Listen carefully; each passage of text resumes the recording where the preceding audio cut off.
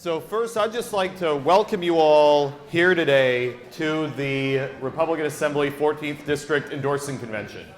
The Republican Assemblies as a movement started out in California back decades and decades ago. I believe it might have been back in the 30s or the 40s. It really went national around the 80s and the 90s. The Republican Assemblies in California supported Goldwater and then Reagan, helped him get elected into office in California. And I think it's important to mention that because this is the continuation of a very strong tradition that has gone back for many, many years. And it's based on basic Republican principles. I mean, I don't think anyone in this room, especially the GRA members, is going to argue with the basic concept of local control, the idea of gun rights, the idea of being pro-life, and the idea that rights come from God, not from the government. I think those are, those are basic principles. They're on the Republican Assembly website, and I didn't know of them changing for many, many years. The only time those Republican Assembly principles on the national level have changed that I know of are just this last year when the National Federation of Republican Assemblies added election integrity to its national principles. So thinking about that, the real question is why are we here, and why does it matter? Now, as the president of the National Assembly and chairman of Georgia, it's important to remember that as leaders, and any elected leader in this room of the Republican Assemblies, your local chapter leaders, those that are elected at the state level, we are here to serve the members of the Republican Assembly. Now, that is a big difference than what you normally see in politics. When you look at politics in Georgia nationally, and you're going to hear it here in coming over the next few weeks, you're going to hear very big numbers. You're going to hear numbers of millions of dollars raised and spent in a primary. And well, first in the special election, then the primary, and then in the general election. The reason you need to think about that is there is an industry that exists. It's a political industry. And it's good and it's bad. It's good in that it gets the word out about candidates. It's bad in the extent that that money influences the way that people think.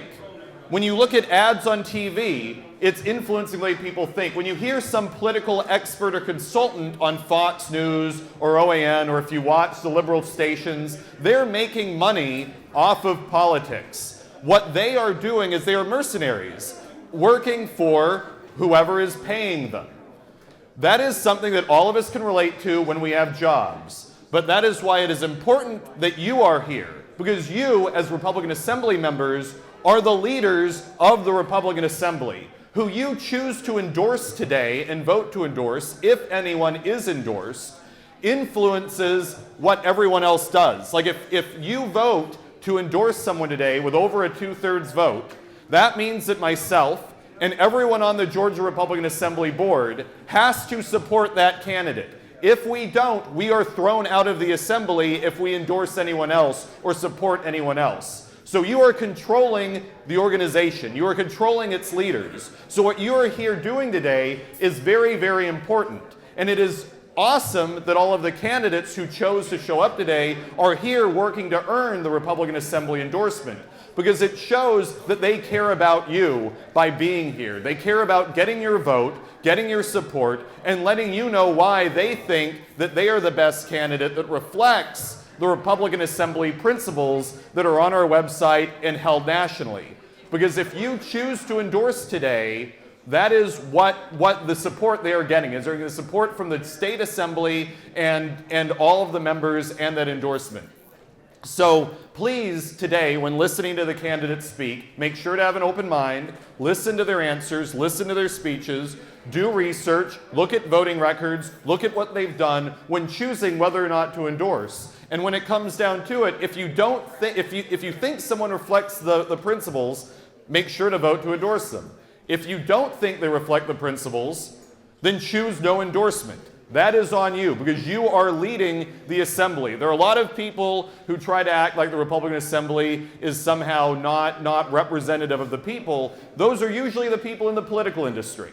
They don't like competition. They don't like knowing that unpaid people like yourselves are controlling who is being endorsed, who the best candidates are. So today, that is what we're here to do, is to make that endorsement happen.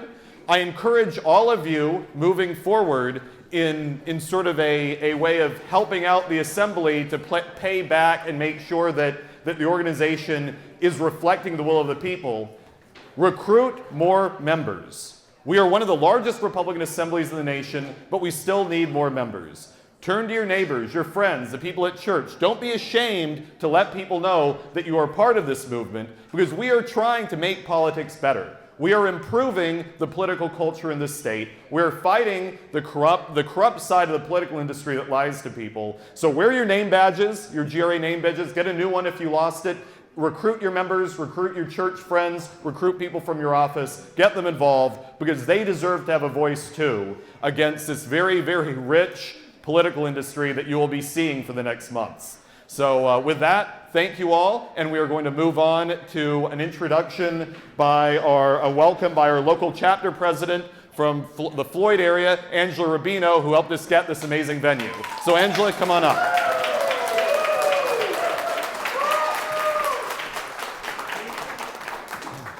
Thank you. Wow. So welcome to Floyd. I kind of wrote something down real quick. I don't do well off the cusp. But I do want to thank everybody who came and pulled this together. I think it looks great. I thank the candidates for being here, and most of all the members for being here. We have an important vote today. That's really all I got to say. Hopefully we're doing a good time. But I do want to explain when it's time for lunch. I would like to start with the candidates, if they did purchase a meal, which I think they did. You're going to come down these tables and go towards the back, and Melissa and Diane will be back there, and she'll hand you your lunch, and then you come right back around and sit down and enjoy your meal and hear whatever else that we got. So thank you again, and vote good.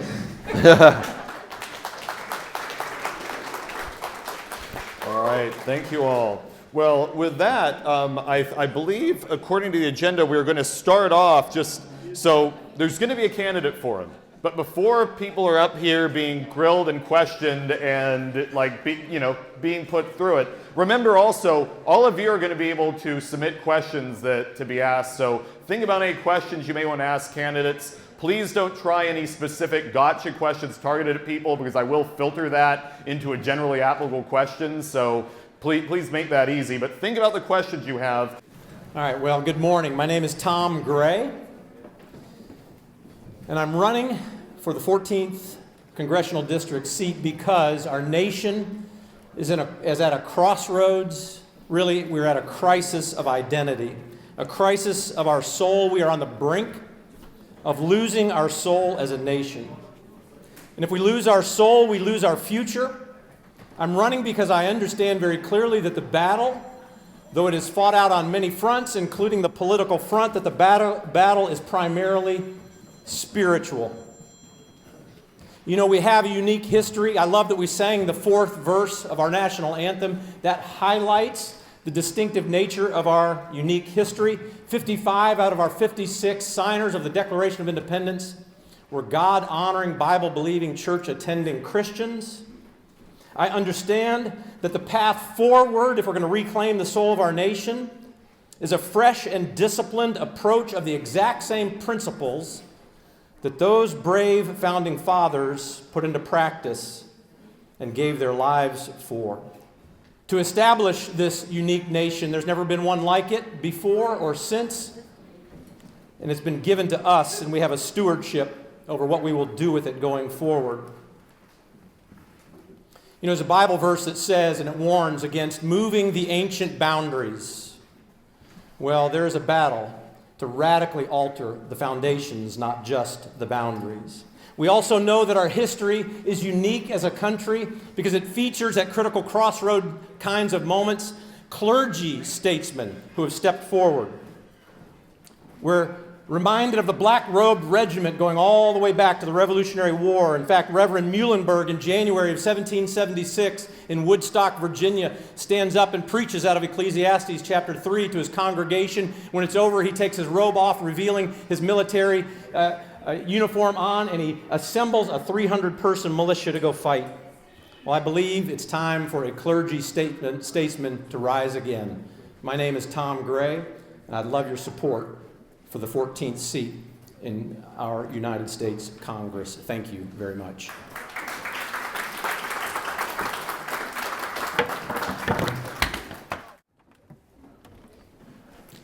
All right, hello everyone. My name is Colton Moore. Appreciate that. I've served as your state senator in Northwest Georgia for the past 2 terms, and I have the highest GRA rating of any other legislator in the Georgia Senate.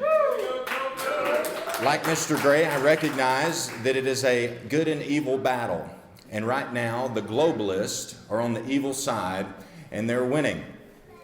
Now, all of these candidates here today can probably tell you that they want to fight against those globalists. But who's willing to enter into the fight and risk it all? And that's what I've done since I've been in the legislature. The first senator to be unconstitutionally arrested for defending the freedoms of people of Northwest Georgia. I want to take those same fights that we had in the Georgia General Assembly and bring them to Washington. Fortunately, the 14th District is one of the most conservative places in the entire country, and I don't want to see that district filled by what we call a rhino. I want to make sure that we fill that seat with someone who's going to uphold the Republican principles, primarily the principles of the Georgia Republican Assembly, for they are the foundation of what the principles of the party actually are. I'm going to need your help. I would certainly appreciate your vote of endorsement today. And you can also find out more information about me at coltonmoore.com. Thank you so much.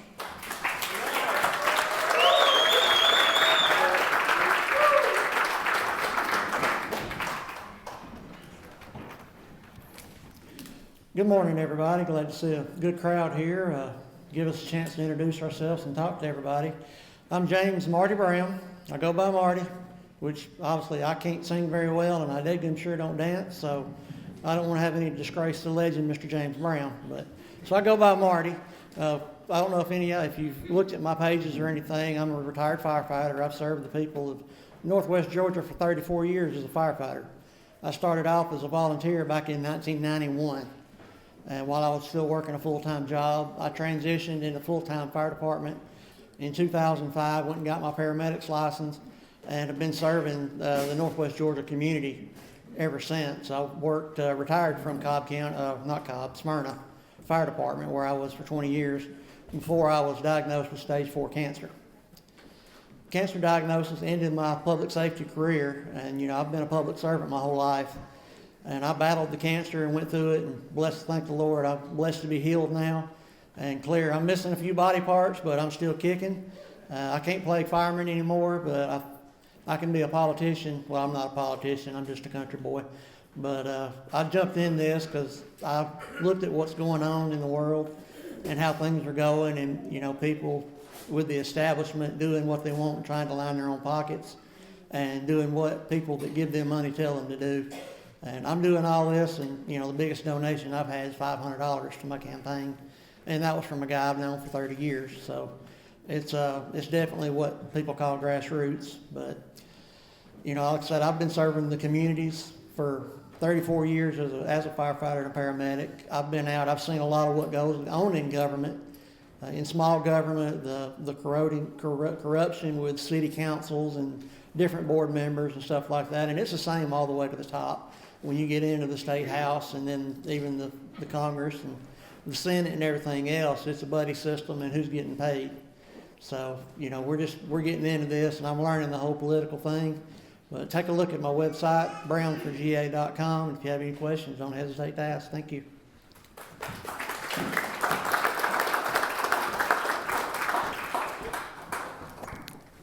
All right, I'm going to take the microphone this way because I figured this is probably why we're sitting on a line. My name is Jenna Turnipseed. So a little bit about me is that I am a budget geek. So that is the primary reason that I am running. I am running because of the budget, I am running for deregulation, and I am running for education. I am currently a JROTC instructor in Northwest Georgia. I coach the high school rifle team. I am a mother of 4, and I'm a retired military officer. For the last 10 years of my military career, everything that I did revolved around the budget, logistics, and Army modernization. And I have seen over and over again what the hurdles cause that cause us to have waste and delay our abilities for any progress. And so number one, my passion for the budget is why I'm trying to go straight for a federal office. Number two is because right now is the time. Everything that President Trump and Defense Secretary Hegseth are doing are phenomenal, right? DOGE was the first great step in actually affecting our budget. Then Trump passed what we call the 10-for-1 rule. We have to remove 10 regulations before we can add one more. And he's trying to give education back to the states. So right now, Congress is where I want to be, and this is the fight that I want to be in with this administration.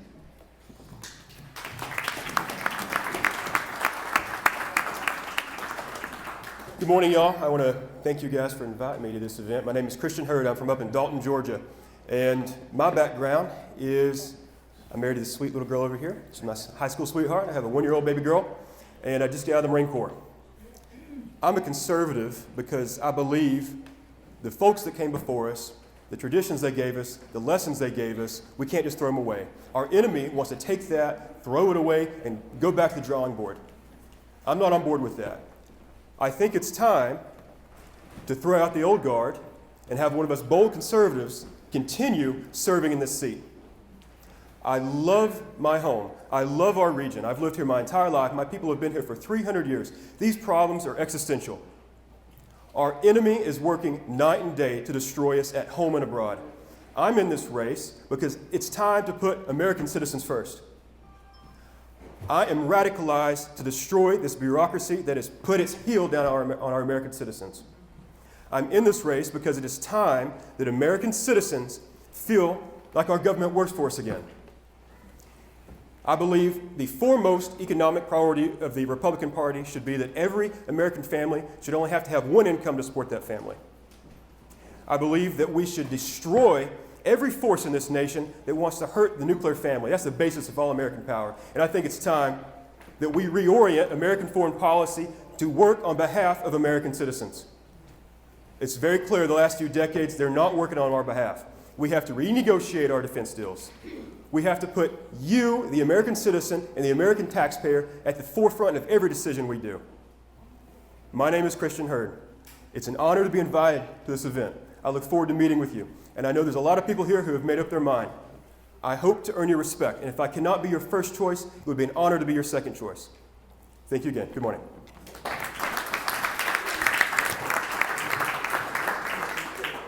My name is Clay Fuller. I'm asking for your vote and support today because I believe we need a warrior for Northwest Georgia to have President Trump's back on Capitol Hill. And this is why I'm that warrior and why I'm asking for your vote and support. On my sign, you will see 3 things: faith, duty, and America first. Faith, I'm a Christian conservative. I'm 100% pro-life. And my story begins at Walter Reed when I was, like Marty, diagnosed with cancer. Anybody who's ever faced that diagnosis and asked the question to a doctor, do I have another day on this planet? You start praying and talking to God and asking, if you give me more time, I want to come back to North Georgia and make a difference and be a warrior for this place. That duty aspect, I'm a military veteran, I'm a lieutenant colonel in the Georgia Air National Guard, but I'm also the elected district attorney for the Lookout Mountain Judicial Circuit. You ask Charles Stoker, who's been on my jury, what kind of warrior I am for our community in the courtroom, putting murderers, rapists, child molesters away for the rest of their life. Read my press releases, please. America First, I tell people that my life story is America First.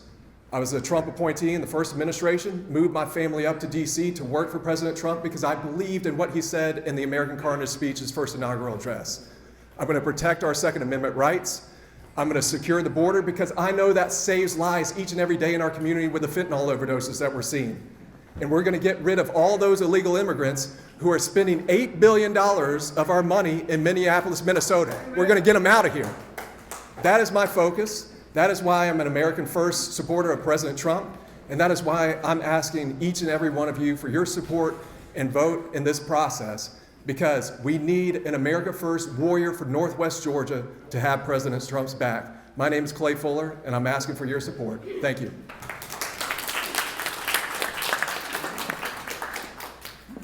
Good morning, I'm Star Black, and I'm actually the only candidate in this race that's been running since June. I have been concerned about this district a long time ago. And I am also the only candidate in this race that has federal experience. I retired from FEMA after 28 years. When I show up, it's people's worst day. But people came to me when they didn't know where to go, where to find those resources. And I have worked with almost every single federal agency, and I know their process. And I know the way to get that information to the right people so that those problems are solved before I leave. I'm not only a fighter, I'm a bulldog, because once I clamp onto something, I'm not going to let it go until you get your answer. And the other thing that I am looking at is I do truly believe in term limits. We should not have people up there in Washington getting rich and being able to buy and sell stock while they're an elected official. You don't have that information, why should they be able to use it?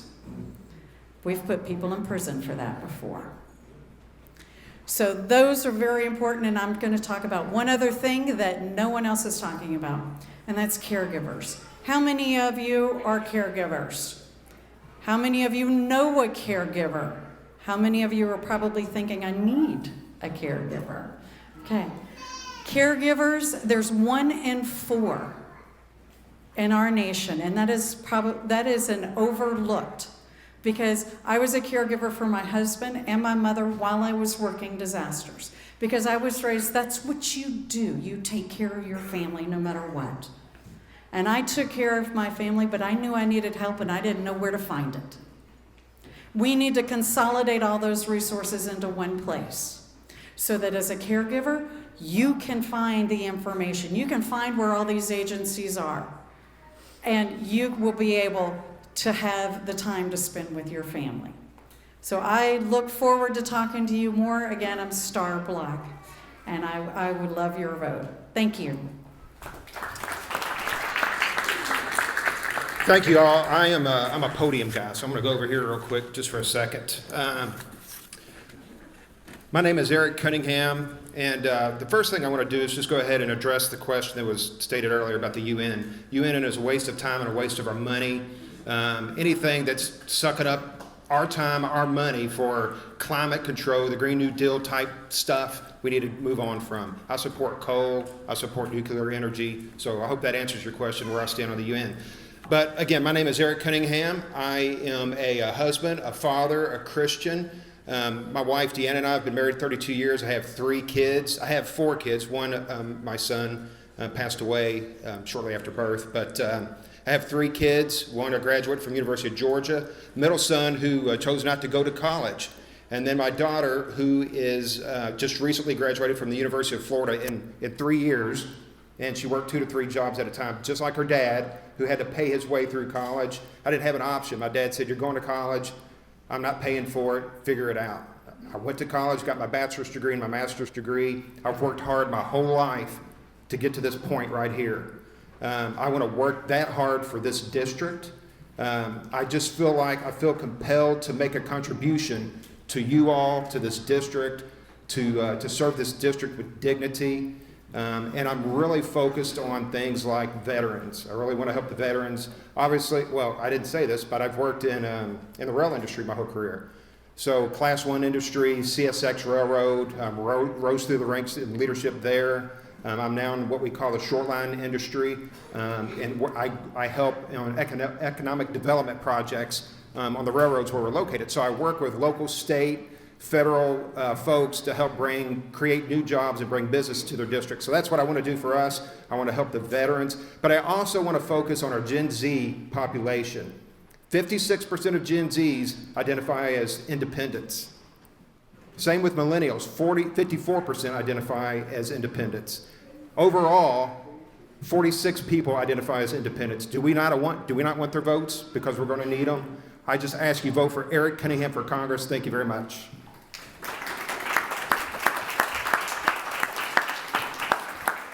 Thank you, Eric. I'm not a podium guy. I'm a trial attorney. My name is Jared Craig, and I'm running for Georgia's 14th District for many reasons. I'm a lifelong Georgia resident. My family's been here in the cattle industry for many, many generations. My family's been in the United States since the 1600s. But regardless of that, I have been in this state and advocated as an attorney representing individual rights through family law, criminal defense, small businesses. I'm not working for the state. I'm not working for large corporations. I'm not working for foreign interests. I represent individuals. And in doing so, I fight for your constitutional rights. What y'all need as a representative is someone who's qualified, that knows what they're doing, knows the difference between state and federal issues. Some of the other candidates have great experience at the state level. Some of them have great experience at the executive branch level at the state or federal levels. But the role of a U.S. congressman is not that of a state congressman or a state senator or an executive administrative office holder. It's different, and you have to know the difference of what the job is, or the job won't get done. In the past few years, I've run for Congress in the past. I ran for the 3rd District in 2022, and I was honored to be endorsed by the GRA. It was an overwhelming vote for me in that. So I believe that I've established with the GRA that I have the principles, the beliefs, and the ethics that support the GRA endorsement today. On my political activism, even though I didn't win in 2022, I joined with the group of Veterans for Trump and Veterans for America First, and I've been going all over the country helping candidates who are first responders, veterans, or America First interest candidates who are going to vote for veterans issues, vote for first responders issues, or support the America First agenda. I know what the America First agenda is because I've been part of it from the very beginning. I am Jared Craig. My website is jared4georgia.com, and you deserve the most qualified candidate to represent you in D.C. I'm willing to do the work that I'm already doing, but now for you. Thank you.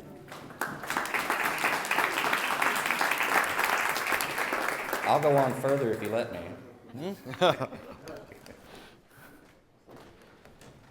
All right, everyone. Well, thank you for your introductory speeches.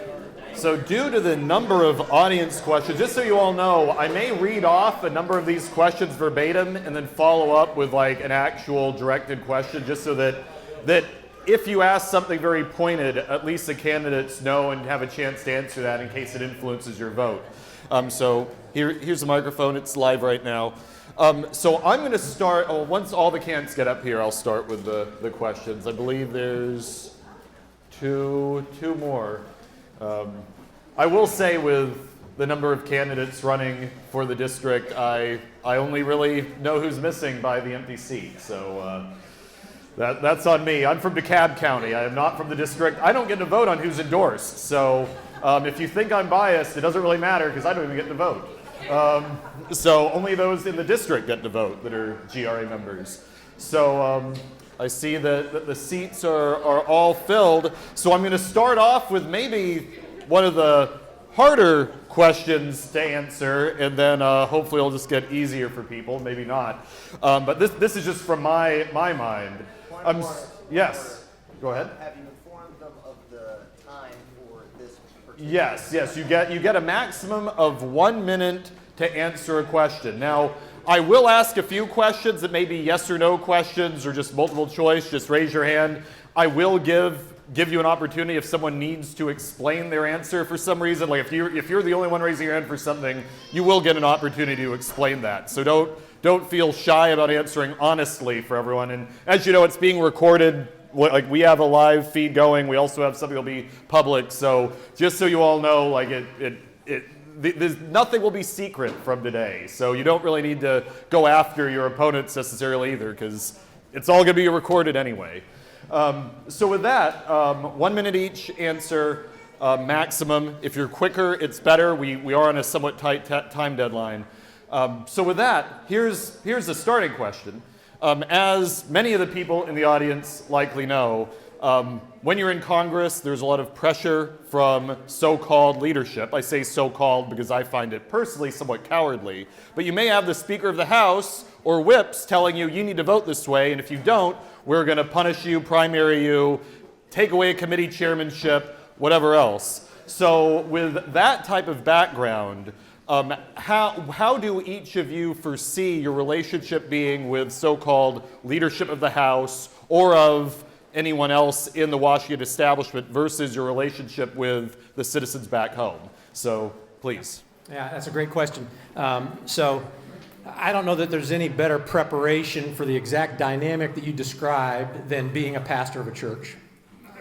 You talk about having to understand who you are, what you believe, and why you believe it, and stick to it in the universe of pressures and opinions and criticisms. That's my life. That is my life. And so that's the life I've lived. There's a second aspect to it, however, as well, and that is to send an effective representative from the 14th District, you also need to know how to navigate in essence, a team environment. You know, my background is as a football player. I played in the SEC. I coached football before God called me into ministry. I know how to build coalitions. I know how to win people over. I know how to, as a pastor, my job is converting. It's God's job. God does the converting. But this is the whole approach. And so there's an approach to not just succumb to the pressure, but to take the principles and win people to that side in building meaningful movements for impact. So I believe I'm super well equipped for that. Thank you. When the team works together, everything's merry. All right. On Tuesday, the Georgia Senate passed one of the biggest gun bills in our state's history.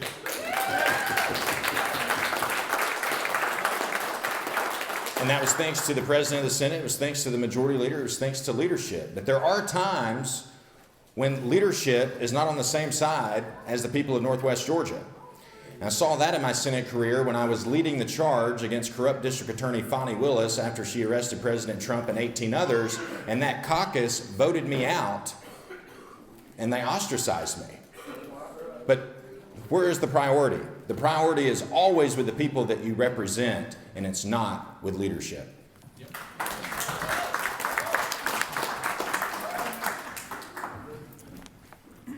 So you want to talk about pressure and being pressured and having different influences. As you heard a while ago, I've worked in emergency services for 34 years. I've been out on the streets by myself with my crew that worked for me, making life or death decisions for the people of Northwest Georgia. And that is a leadership role that you cannot understand the pressure of unless you've been there. I have a very broad view. We have a term what you call tunnel vision in emergency services, and the military, I'm sure some of our military people can probably tune into the same thing, is you can't focus on one thing like a cat playing with the shiny toy or the feather on the tree. You do that, people die. You have to back up. You have to look at the big picture of everything going in. So when you're doing legislature or working on a bill and working as a team, you can't focus on the shiny object per se. You have to back up and look at the whole picture and make your own decision and fight for your own decision and stand your ground. And that's what I've done for the last 34 years, and that's what I'll do in Congress. Thank you. So I'm going to start with answering the end of that question. He asked, how do you feel that relationship works with your district? And I think it is very cemented in the title, right? Our job is to represent our district. And I will never vote against my district to side with leadership, regardless of what the threat is. And I will never leave, and I will never give up that fight. I have spent 22 years in the military, largely in places like EOD and the Special Operations community.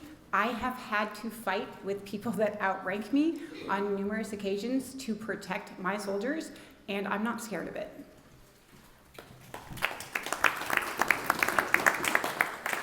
This is a great question, and I get it everywhere I go. I am asking you to send me to be your representative in Congress, which is a co-equal branch of government with the legislative, or with the executive branch, with the judicial branch. I only have one boss. That boss is the 800,000 people in our district. I'm a Marine.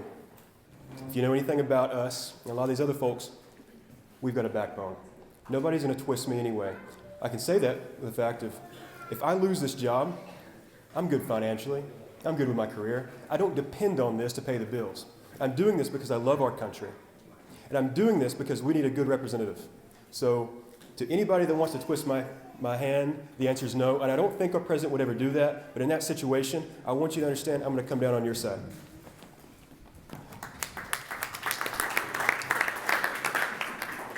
When I first introduced myself, I said I was going to be a warrior for Northwest Georgia. This is exactly what I mean. You need a warrior for Northwest Georgia to stand for the will of the people. When you are the elected district attorney, you are the people's representative in a courtroom, standing against the worst criminals in our community, making sure that they're held accountable. When I go to Washington, I will reflect the will of the people here in Northwest Georgia and fight for that only. Now, we can talk about the philosophical idea about this from Edmund Burke on through. I love talking those kinds of things. But the one thing that I want each and every one of you to take away, when you think about Clay Fuller, think about a warrior for Northwest Georgia. That's this job. That's the only mission. That's the only duty. Thank you.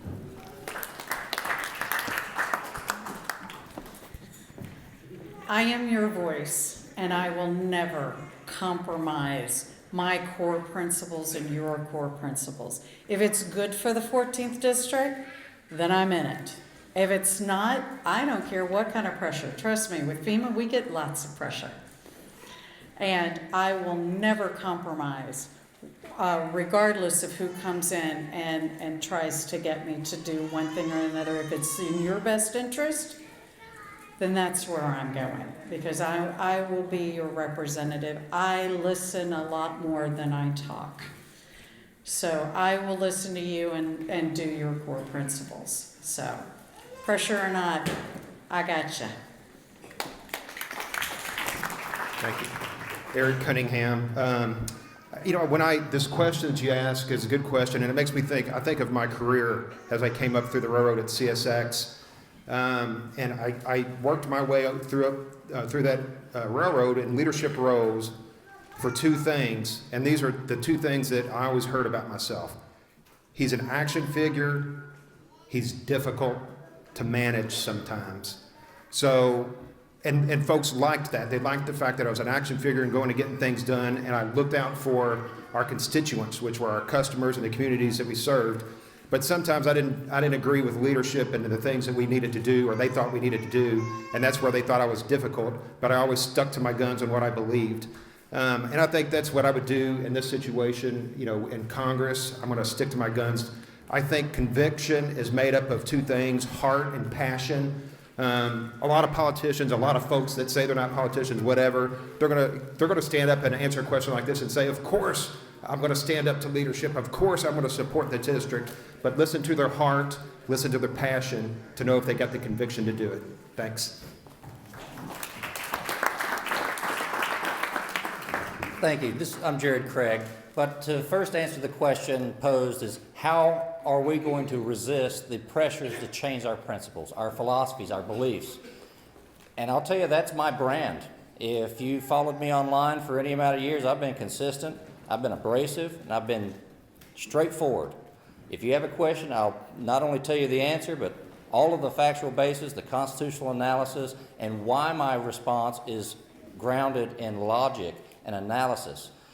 Now, I have been tested because I've handled, on the sidelines, hundreds of campaigns every cycle for the last 6 to 8 years. And one of the things I tell the candidates is there's 3 things you need to know. Know what the job is, know who you are, and know your capabilities. Because if you don't know what the job is, it won't get done. If you don't know how to get there, you'll end up somewhere else. And if you don't know who you are, you'll certainly be someone else. And that's what we see that happens in the swamp. Too many candidates go up for a one-term lottery ticket, and they think that they're going to stay there forever, and then they change who they are. I see it, I'm offended by it, and so should you. So I'm pretty sturdy like a stump. I don't get moved very easily. Thank you.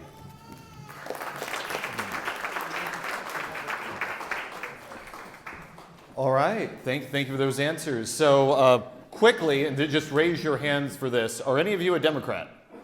Any of you an independent? Are you a Republican? Raise your hand if you're a Republican. Everyone, all right. Everyone's a Republican. Great. Now, question for you that the GRA has been very involved in. So what is your stance on the Republican Party not allowing people to qualify who have betrayed Republican principles, not allowing them to qualify as Republicans? They can obviously run as independent, Democrat, Libertarian, anything else, but there is a idea that the Republican Party should potentially not allow people who have betrayed Republican principles, like endorsing Democrats, raising taxes, things that seem pretty against the party, to qualify as Republicans. What's each of your stances on that? Well, the Republican Party is a party, and it's political in nature. And political means the word of the people. And if the party themselves find that someone's at the party that wasn't invited or came to the party and caused disturbance, then I believe the Republican Party has it within their control and authority to determine who represents them as Republicans publicly in public office. So I think that the idea is, yes, if someone has the opportunity to run for office and then they spoil their image with you, you can vote with your feet, you can relocate, or you can vote for someone else. But I think it's incumbent upon the party to present candidates who reflect the interests and philosophies of the Republican Party. And the GRA of a conservative Christian Republican Party, I believe that's kind of a cornerstone.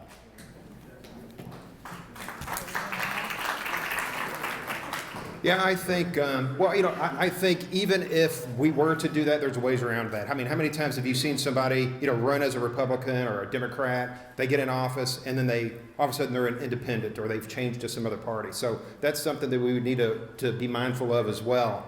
I would want to, like he was saying, the Republican Party is a conservative party. And I'm not afraid of somebody that comes into the party and says they're a Republican and tries to run as a Republican, and they don't have the same core conservative values that I have, because they're going to be weeded out pretty quickly. Now, I will say this, as an elected official, as a Republican conservative party, I talked about earlier the stats on the Gen Z and the independents and all those kind of things. I don't want to vote for somebody to be an elected official that's weak, that's not a strong core conservative, that doesn't follow the agenda that President Trump, as an example, has for us, that doesn't support the Constitution, that's not pro-life, that doesn't support guns for everybody, that wants guns, that doesn't support keeping men out of women's sports. If there's people like that running, we're going to weed them out pretty quickly. If I'm going to run on a Republican ticket, I'm going to be pure core Republican. If I'm going to stand for that party, then I stand completely behind that party no matter what. If I didn't believe in Republican values and core principles, then I should be on another ticket. Because we need to stand together with our core values regardless. So I will always be that Republican. If I put the R behind my name, all those values stand for me. Freedom of association is enshrined in our Bill of Rights, and if the Republican Party doesn't want to associate with David Duke, I agree with them on that.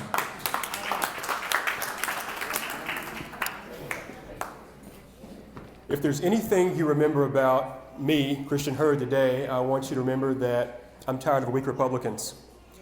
I want the Republican Party to be a big tent party, but we can't be so big tent that we're the open borders party for whoever wants to be under our ticket gets to run in our ticket. Nobody wants Hillary Clinton to run as a Republican, do they? Joe Biden, all right? I agree that these folks and weak Republicans, if they're not in line with our values, they should go elsewhere. The days of weak Republicans are over. All right, so I think I'm going to take a slightly different take on this. All right, as Christians, we do not turn away somebody that has sinned, right? We want to welcome them into the church. We want them to know and understand what it means. And I think when it comes to Republicans, we should be doing a lot of the same thing. There are people that don't consider themselves Republican, but they vote all the way on the line, and we need to talk to them. We need to get them to understand that. When I think it comes to somebody's voting record in the past, I think we have to look at how long ago that was. J.D. Vance is a fabulous example. He was a never-Trumper who is now a champion for our cause. So I think that's something that we have to consider.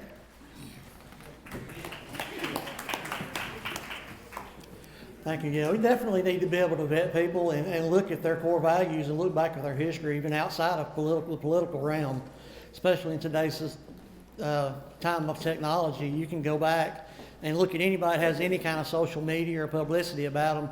You can go back and look at that stuff and tell what they stand for, whether they've ever been in politics or not.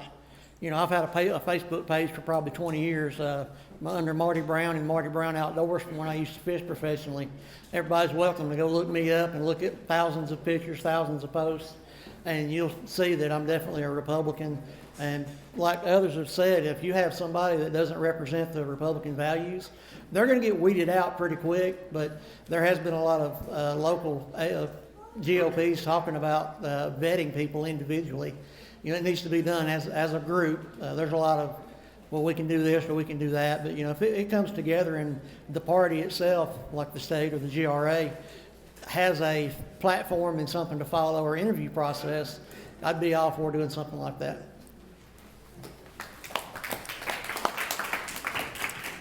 Yeah, obviously freedom of association is enshrined in our First Amendment, and I think this is a theory that the majority of these candidates agree with, but there's only been one who's actually jumped into the fight, and that is Chattooga County, and Chattooga County has done a fantastic job of litigating that through the highest courts, and I think at the end they will be successful. In my view of this may be slightly different than some as well, but it strikes to the heart of what I think is so critical if we're going to win the future. If we're going to reclaim the soul of America, it means we have to reclaim the souls of Americans. That's core to pure conservatism. And though, yes, any political party of any size and any jurisdiction can and may have the ability and the right to restrict or kick out or whatever the things are, great. my opinion is there's a better way. There's a better way. And it comes from the heart of conservatism. We don't pursue authoritarian approaches. We are the people who are dedicated to principles, articulating those principles, winning over others to those principles in the arena of public debate and discourse. And I'm a little scared of an authoritarian approach being embraced in Republican circles. That is a contradiction at the core of true conservatism. All right, well, thank you. Now, the next question is just going to be about how you would evaluate legislation, what values you have to do that. I have 3 questions here that are summed up in that. I'll say, can you share your personal definition of what it means to be a Christian conservative and how that informs your values and policy decisions without referencing specific examples? What is the first thing you can and will do to move our country back to the core values established by our founders? And if elected, how would you evaluate legislation? So pretty much answer like how you would be making your decisions, what values it is based on. I think that covers those questions. Yeah, those are great questions. And I would do it the way I've been doing it for almost 30 years serving in this community, and that is out of a biblical understanding. To me, pure conservatism is biblical conservatism. These ideas that our country is built on didn't come out of thin air. They came out of the teachings of Scripture, the Judeo-Christian roots. And so that's who I am, that's how I've lived, that's how we've led our church. You know, we've gone from 11 people to over 700 people in the course of our history as a church, and you cannot do that and be not conservative fiscally. You better be fiscally responsible. You better remember whose money it is and that you're not the owner of it, you're a steward of it. And we're about to put in a 5,000 square foot building behind our main building. And we've gone from these 11 people to $2.5 million budget, and we're about to have this new building put in debt-free. So what will I do is I'll pursue both social and fiscal, but let's start fiscally conservative, understanding that we've got to attack this national debt. It's as imminent of a threat to our way of life and our existence as a nation as any foreign adversary. We'll have to go after that one day at a time, one action at a time, applying strictly conservative principles in every opportunity and every time that we can. That's it. Thank you. I'm a born-again Christian. I've accepted the gift of salvation. And accepting that gift is what makes me different than a libertarian, because I'm a conservative. And a conservative is one who conserves those principles of Christianity. It's what gives us the morality to be a fighter for life, to recognize that life begins at conception. Now, when I look at what is the proper role of government, as a state legislator, I would tell you that the proper roles of government are creating infrastructure, building roads and infrastructure, public safety, and education. Education being that is in the Georgia Constitution. But from a federal perspective, I believe it's roads and infrastructure, I believe it's public safety, but I'm ready to abolish the Department of Education and get the federal government completely out of it.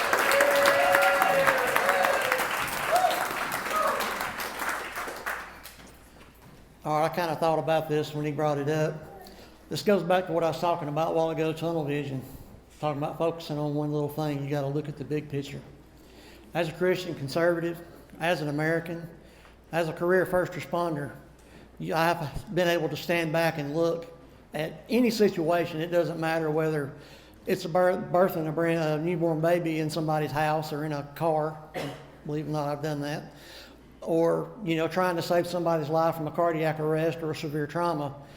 I go in and I have to sit back and look as soon as I get dispatched to something, I'm sitting there looking and go, okay, what's the location? What time of day is it? What's the weather like?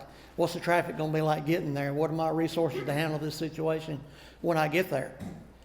Being in government is no different.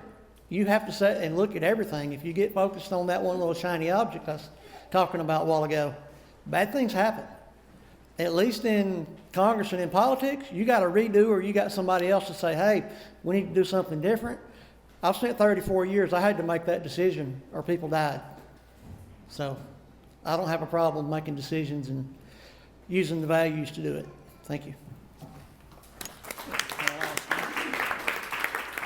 All right, so directly to your question on how is it that you will look at legislation.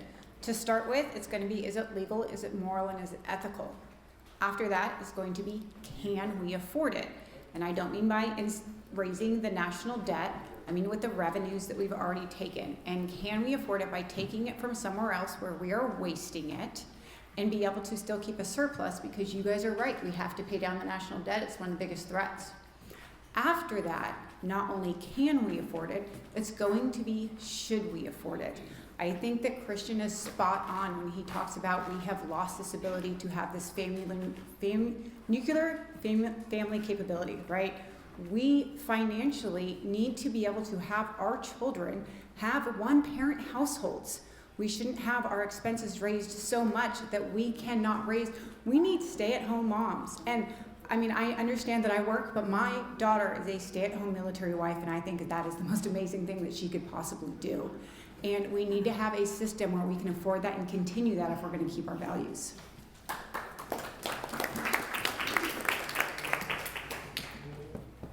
Like generations of my family before me, even going back to decades before the Civil War, I got my moral foundation from Rocky Face Baptist Church. And there's nothing I can do for the rest of my life to get rid of those moral foundations. That has led me in my decisions, has led me in my jobs, led me in my personal life. And to getting back to the founding principles, I think it's clear, or it's important to make clear who the enemy is. The enemy, domestically, we know the people that are trying to destroy our country. It's the progressive movement. Outside of our country, it's the influence of communist China that hates you, hates what you stand for, and wants to destroy us. So to get back to those principles, I think it's clear we make sure we all know where the battle lines are. And that's, we are the party of civilization. We're the party of Christian culture. And there's nobody other than the conservative movement that's going to be able to defend who we are and what made us great. So I know who the enemy is, and I'll never stop talking about who the enemy is. I'm above ground by the grace of God. I had cancer scraped off my vocal cords, had my throat ripped open for 13 hours. So every day that I'm here is by the grace of God, because I overcame cancer with his fight. We are all forgiven by the grace of God, by one person, God, Jesus, dying 2,000 years ago on the cross for all of us. So when I'm looking at legislation, the first thing that I'm going to do is pray over it. The second thing that I'm going to do is say, hey, Jesus, while we're talking, can you do me a favor? Can you walk over, talk to Thomas Jefferson, and ask him how I can get this back to the small agrarian republic that he wanted to see, reducing the size and scale and scope of the federal government each and every day. Thank you, Jesus, and thank you, Thomas Jefferson. Okay. I too was like Colton. I gave my life to Christ when I was 11 years old. I was raised up in the Baptist church. Good conservative folks. Now, one thing that, as far as the legislation, I have, because of my federal experience, I had to go under those policies of the Stafford Act. And I looked at those policies and I found out where are the pieces that would benefit the folks or solve that problem. So if it's not solving a problem, and like Jenna said, if it cannot be funded, and we're not pulling away from the district or pulling away from other things, then we need to analyze it. We need to look at it. And is it going to benefit the people? Or is it just because somebody has a special project that they want to get done? So if it benefits the district, it benefits your voice, then we need to look at it. So I'm used to analyzing all of those as we go through. So thank you. Hey, Eric Cunningham again, and I like exactly what you said. I mean, the first thing I would do if you're talking about being a Christian conservative is you got to pray about it, and I pray a lot, especially coming over here today, knowing that I would be speaking in front of you all. That's just a foundation of who I am. God has been being taken out of our country. It's being taken out of our schools. I'm tired of it. We've got a president that's in office. You've seen him, people laying his hands on him in the Oval Office. I've never seen that happen before. Could Trump be a better Christian? Absolutely. But he's doing a lot more than what I've seen anybody else do. And so as a Christian who's strong in his faith, I'm going to look at things, I'm going to pray about things and how to handle things, and I'm going to have conviction in my faith. And that's just a small part. But one other quick thing, just as we talk about legislation, take a look at, Jesus talks about helping the children, the humble. Take a look at Laura Lee out of Florida and how she's worked with Tim Tebow to pass legislation to stop the exploitation of small children, young children, and that's how I would fit in as well. I would vote for that in a heartbeat. Thanks. All right, there were 3 questions. The first is to define what it means to be a conservative Christian. And first, I'll assure you I have a strong testimony in Jesus Christ, and I have had that conviction as a basis of my life since I was baptized at 8 years old. Now, how I look at my role, I kind of will give credit to Charlie Kirk. He was very good at analyzing things both on a spiritual and secular argument. When someone had no basis in religion, they were some atheist or whoever, he would swap over and argue on the secular. With my experience as an attorney, I do the same thing. I have foundations that are premised in Judeo-Christian values, biblical values, but I also firmly believe that the Constitution was inspired by God. And those rights that are granted to us were given to us by God and included in the Constitution because our founders were inspired by God. So knowing that the Constitution was inspired by God-fearing Christians, the Constitution itself, along with the philosophical belief system of Christianity, that's what's going to guide me. And I'll analyze all legislation that I both draft and vote on based upon the Constitution and Christian values.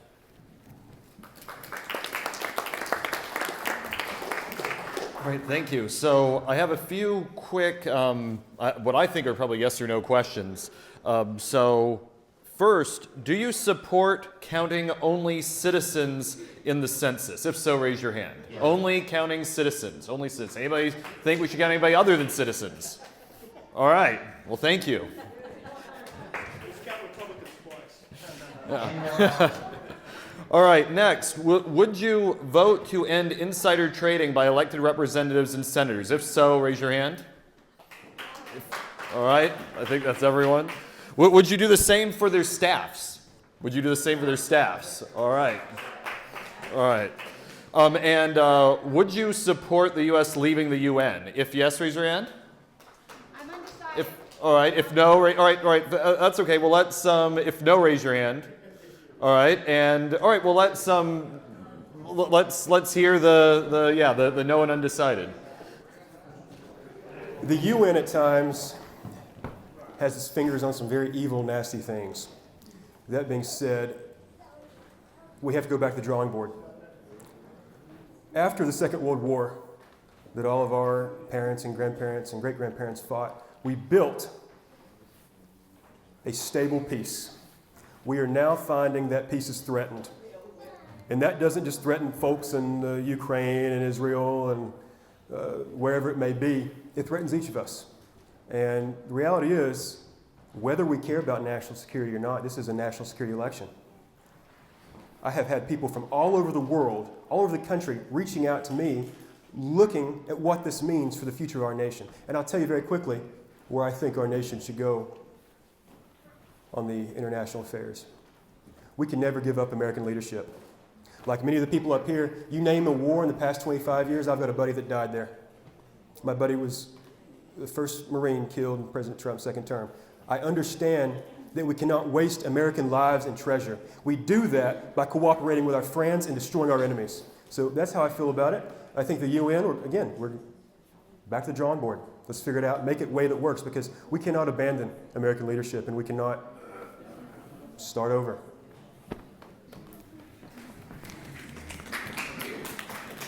Okay, so I did get the pledge earlier today, and I told her that I wasn't sure if I could sign at this point because I don't fully know what that means for us. So in our National Defense Authorization Act, this is the document that feeds our national defense strategy and our national military strategy. It currently calls for the U.S. to be able to leverage our position with the UN to try to limit the position of BRICS. BRICS is another union, if you don't know, that currently has Brazil, Russia, China, and India. I was not behind that strategic guidance. I do not know what Trump and the defense world has decided that is our goal right now, to leverage that and to use that to our capability. So until I understand that, I can't commit that I would say yes or no at this moment. All right, thank you. And just hold on to the microphone for a second, because you can sit down, but I'm going to ask the next question. You can just start in the middle so that you all get some diversity. I'm not setting the specific order. So I have 4 questions here that are they're on a divisive subject potentially. So just listen to the questions and then I'll try to put them into one. One is, will you take money from AIPAC? Another one says, have you taken any money from AIPAC? And if you did not, will you consider taking money from AIPAC? Another one says, are you Israel first or America first? And another says, are you a Zionist?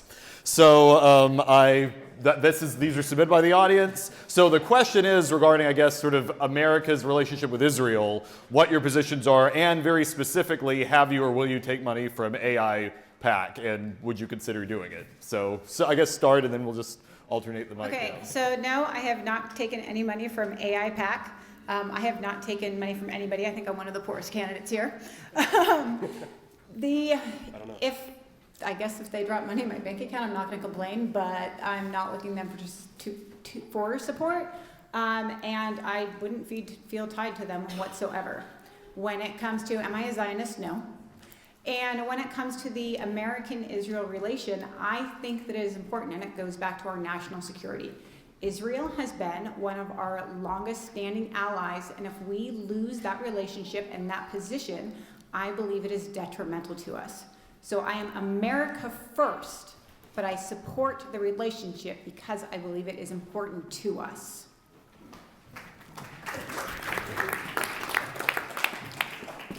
I get this question more than about any other question during this campaign. I'll be clear to you that there's no circumstance in which I will ever put anybody above the interests of the United States. That doesn't mean American only, okay? I know there's a lot of folks in here who might have a different opinion. And I'll tell you the exact same thing to voters in our district is the exact same thing I tell donors. Who here thinks Israel does exactly what we want whenever we want it? Not a single hand went up. Mine either. Who here thinks that we can make sure that Iran does not have a nuclear weapon without the help of Israel? All right?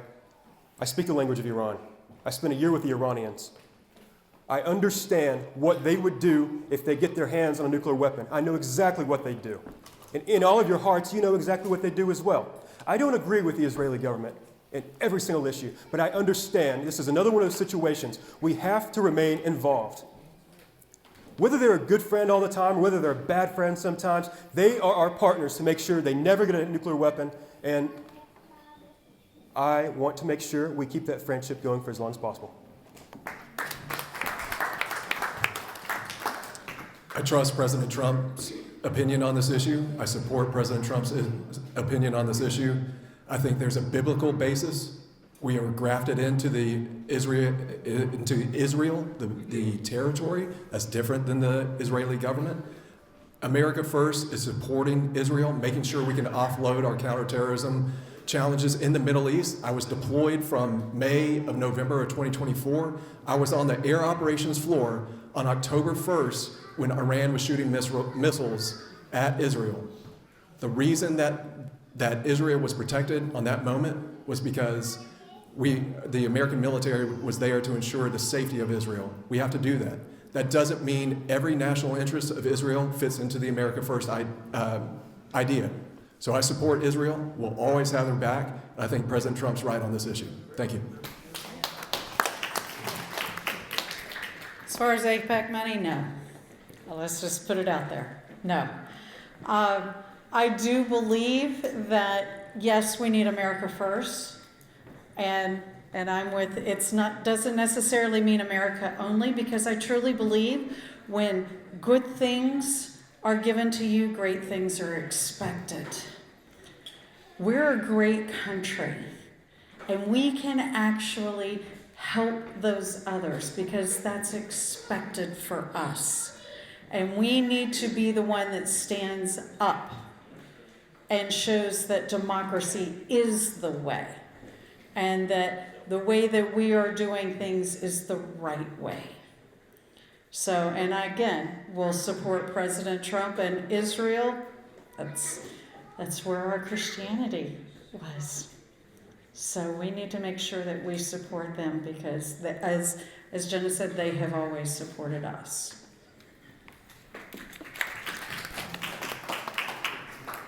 Mine will be short and easy. I'm not accepting any PAC money from anybody. To me, PACs are just lifting up and getting officials that they want elected. Folks like me that have to go door knocking, that are boots on the ground, working hard, trying to earn the vote, trying to earn those donations, are fighting against things like that. And of course, I'm America First. I want to put GA 14 first for a change as well, but I am America First, and yes, I do support Israel, but that doesn't mean I give blanket support for whatever government or leader is in Israel. So that's my stance. Thanks. All right, I'll also start off with the first question. I've been involved in federal politics for years, so I know the people who run the PACs, I know the people that run AIPAC and many of the others.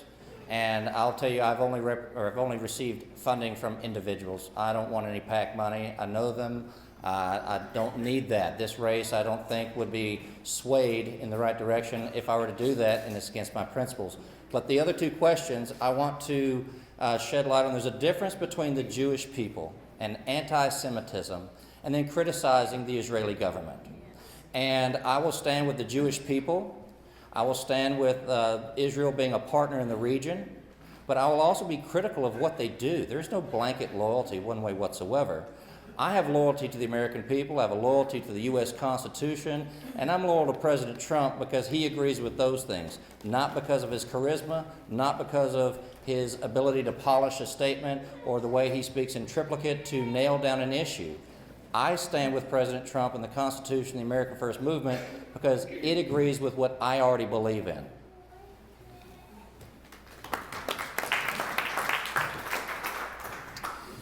Well, my position on Israel is very clear. I'm very pro-Israel with the caveat that several have said, and I think we all probably feel the same way, That doesn't mean a rubber stamp for anything their government does. It doesn't mean a blank check. It doesn't mean that we give them the thumbs up no matter what it is. But I don't agree with the slogan. Sounds really good, you know, America first, America only. No, America only is not America first. We need critical key allies. Israel is at the top of that list in my mind for two reasons. Number one, it is biblical. And I know I could put my theologian hat on and we could get out our Bibles and have the discussion. I understand some people have a different view and interpretation biblically, but I believe the covenant God made with Abraham, which extends prophetically to his descendants in Genesis 12:3, that I will bless those that bless you and I'll curse those that curse you, applies. I believe there's been the blessing, partially, a blessing of God on our nation because we've stood with and stood for and defended the nation of Israel. I believe the modern nation of Israel has had God's hand on it. But the other reason is strategic. The way they help us is profound in response to how we help them. They are a critical ally going forward.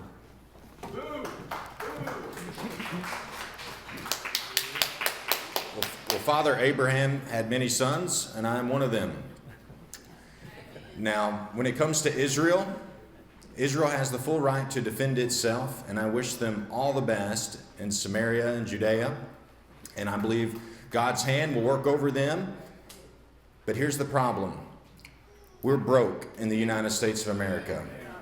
And I think it's very biblical. If we can't take care of our own house, how do we take care of someone else's house? And we've got to get our own affairs in order.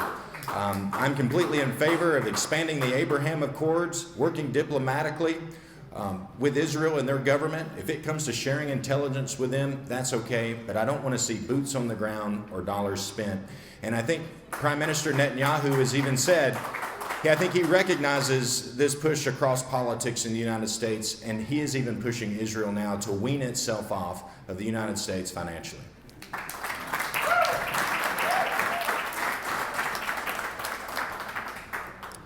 As others have said, Israel is a critical ally to the United States. You know, they're a Jewish nation. They're over there. Have the biblical stance and all that. We can get into all that, as Pastor Grace stated. But they're the only nation over there amongst a bunch of Muslim nations in that region. So we need to have involvement over there. We need to support them as an ally. But we don't need to be sending billions of dollars over there for stuff that doesn't matter. We need to take care of America first. And as far as the money goes in AIPAC, when I first started this, one of the first questions somebody posed to me, they're like, well, you take money from AIPAC.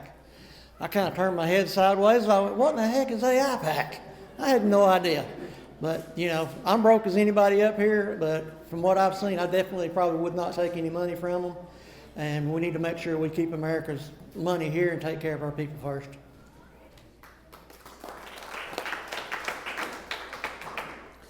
All right, next, this is covering about 6 questions, but they're all the same subject.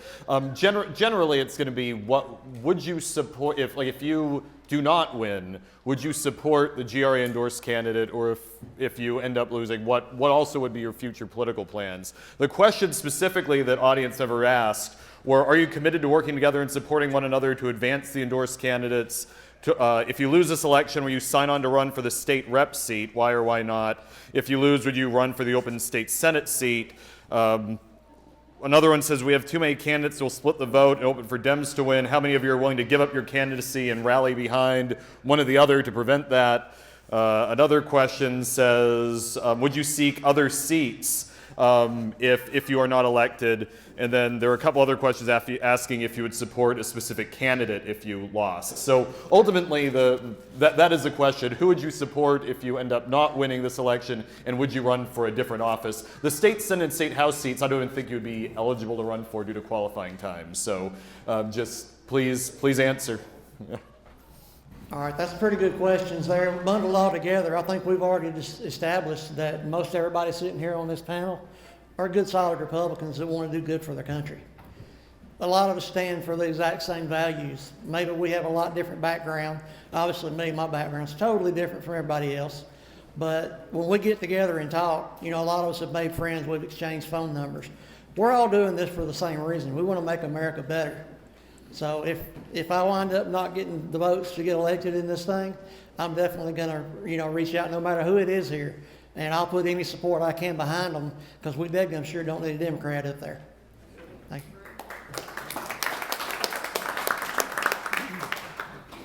Can you guys see me okay in the back if I stay seated? I am fortunate enough to be right in the middle here, so I'll save the transition time if that works. So yes, absolutely. I will support whoever it is that is elected through this. When we get to the point, I think we've all pretty much agreed that we are definitely going to get into a runoff in this situation. And I think whoever wins this needs the full weight of everybody behind them. I think that this is probably really uncommon for somebody to do, right? I will tell you that if I wasn't running at this point, or if I want to see another candidate win that is not me, that is going to be Clay Fuller, and I've already told him that, so I will be very honest about that. I think that he has a very strong background. I love what he has done in the military, and honestly, I say that, Christian, I love you, I just don't know you that well. I think it takes a very strong person to put service above family, to try to raise a family through that. You have to give a lot of yourself to that. I really admire that, so that is probably the sign that I will swap out if mine ever comes out of the ground. So, I'll be candid. I have filed as a candidate for the special election, and I'll be filing as a candidate for the general primary in May as well. We will not know the results of the special election prior to the filing deadline for the general primary, but you can rest assured I'll be on both ballots. What Northwest Georgia does not need is an out-of-state progressive from Detroit holding this seat. It's the Sean Harris, this fake farmer from down in Polk County. My guarantee to each of you and my guarantee to each of you candidates is I will do all I can if I'm not elected in the special election to put one of these guys across the finish line. We cannot rest on this race. We cannot take the fact that we are a solid district for granted. Public Service Commission, I know 10 people back in Whitfield County voted for President Trump every single time, voted for the Democrats in the special election back in November, or in the off-season election. This is an election that if we do not wake up, if each of us do not vote for Republicans, they can win.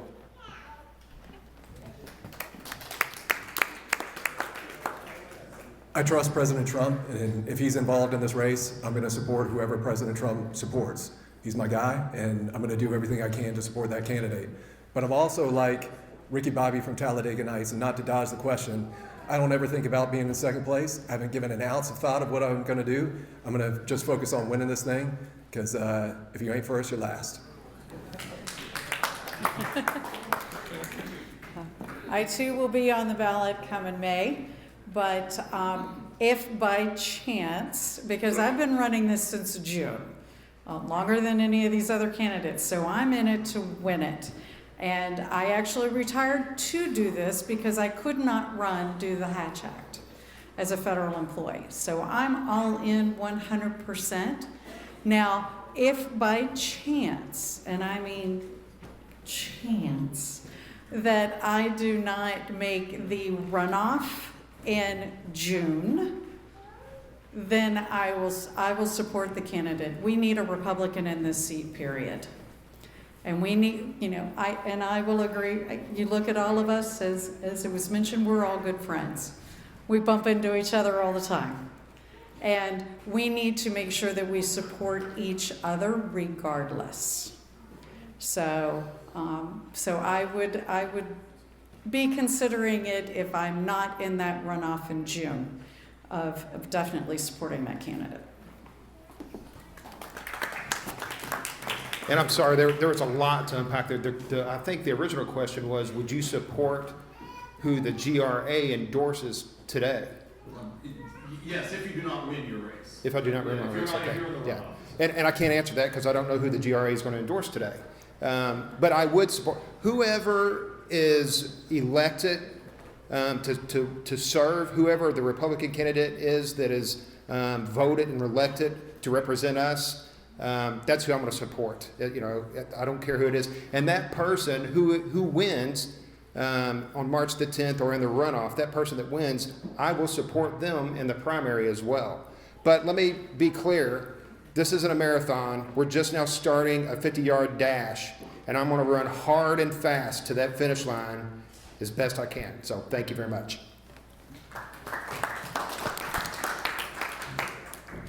My response to all these questions, I know there are a bunch, but if the voters vote based upon qualifications, ability, integrity, experience, and education, I think I said education twice, but I was in school forever. But with all of those factors taken into account, I believe that I will win this race. And I won't reference Ricky Bobby, but if we get past the special election, I will also be on the primary in May as well. And if President Trump makes an endorsement, I will honor that endorsement. I've been actively seeking his endorsement. I've been back and forth to D.C. a few times. I've met with Speaker Johnson's team. I've met with the Trump White House political team, the NRCC, and the RNC. And they're watching my fundraising, so I'm going to use this chance to ask for more donations because that's what's going to get me that endorsement. And I believe that endorsement is meaningful because it represents someone who can do the job, who has the backing, know-how, and experience to do the job that's necessary to represent you with integrity and honor. Oh, sorry. I got out of cycle. Hey everyone, if I don't win this election, my wife and I are going to go back to the plow and eat, drink, and be married. But I tell you what, I'm definitely going to be supporting whoever the Republican nominee is. I can guarantee you that, because these Democrats, I mean, this guy claims to be a cattleman.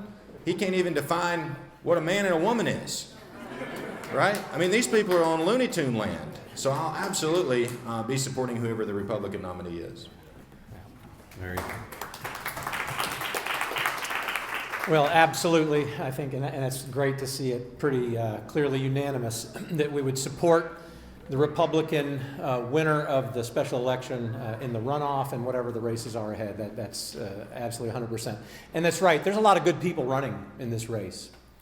But one of the questions among the seven, which it's impressive that people can answer 7 questions in 1 minute, but one of the questions was, well, what would you run for next, and would you run next? And I do think that's one of the distinguishing traits that brings value to my campaign. So I'm not running for anything next. I'm not leaving a political position to run for this position. I don't have political ambitions at all. I'm not trying to grab a higher political rung in some pursuit that's personal. I'm a pastor of a church, have been serving the community for almost 30 years, and this is an extension of that. I know that God has stirred this in my heart. I believe we will win this. We are in it to run and win. And if by God's grace that happens, we're going to serve with all of our heart, taking the heart of this district and giving it a voice in D.C. while serving this district with all of our heart. Thank you. Here's a quick yes, no, or you can say you don't know. I'll ask for yes, no, you don't know. What's your position? Are you in favor of the Article 5 Convention of States? If yes, raise your hand. All right. If no, raise your hand. Talking specifically about the budget? Just Article 5 Convention of States, the convention to call a constitutional convention to redo the Constitution. Are you in favor of that? Raise your hand high if so. If no, raise your hand. If you don't know, raise your hand. All right. Just wanted to get that out there. The NFRA actually took a position that we don't we care about the outcomes, not necessarily the process. But somebody wanted to know that, didn't want to spend 10 minutes on getting details. All right, so here's a yes or no question. Do you think raising money for your campaign will be vital to winning? If yes, raise your hand. If no, raise your hand. All right.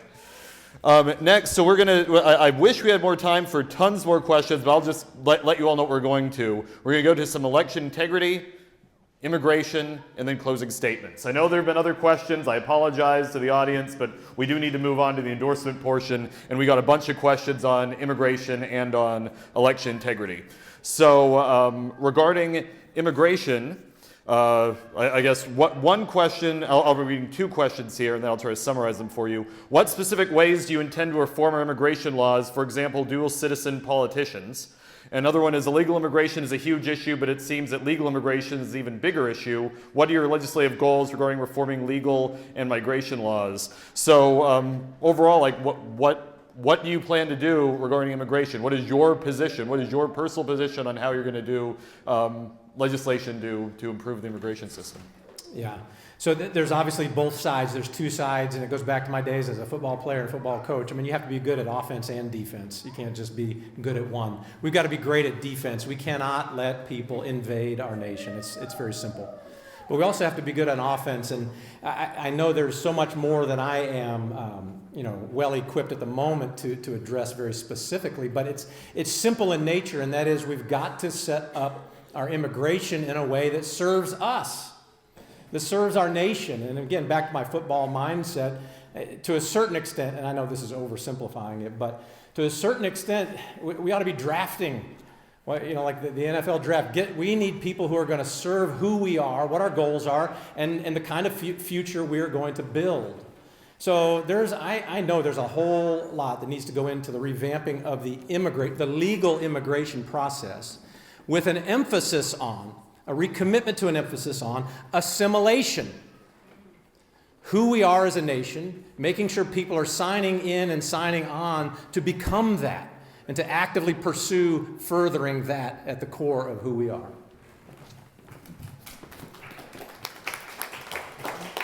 Yeah, I'm in favor of freezing all immigration until we figure this thing out. We don't know how many illegals we have in this country. Is it 15 million? Is it 20 million? We really don't know.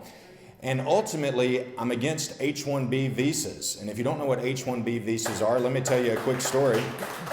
A great friend of mine I graduated from high school with, he paid his way through college to be an engineer. He shows up in Trenton, Georgia to be a quality control engineer, and there's an Indian there with a degree from India who's the chief engineer. He applies for the position, and they just take his application and they slide it off to the side. And even though this man is a local, and even though he's an American and paid his way through college, he wasn't able to be the engineer because this other man had an H-1B visa.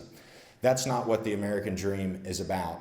Ultimately, I want to give Tom Homan 4 times the amount of resources he has so he can get those numbers up in deportations.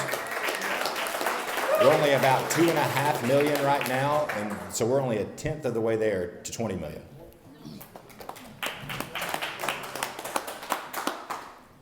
I think we can all agree that our current administration under President Trump has done a fabulous job handling immigration and getting rid of the illegal aliens, getting rid of the criminals, number one. With that said, our workforce, we talk about America and President Trump's bringing jobs back to America. We need people to fill these jobs. We need educated Americans to fill these jobs. So there's a lot that we need to work on because we got to look at the big picture. We bring these jobs back. We've got to have people, educated Americans, to fill them, not only 4-year, 6-year degree people. We need manual laborers. We don't have that. We've got a lot of people that don't want to work, and we've got to change that. And with getting rid of the illegal immigration and cleaning all that up, there are a few people that really did come here to try to better themselves. They live for the American dream. I actually know a few of them that came in, got their citizenship, and they've gotten married, they've went to school, they've raised families. They can contribute to society, and they're great Americans now. But we've definitely got to get rid of all the illegals, stop everything coming in, and the H-1B visas, and get regular hard-working Americans in there and get people in based on their credibility, not their nationality.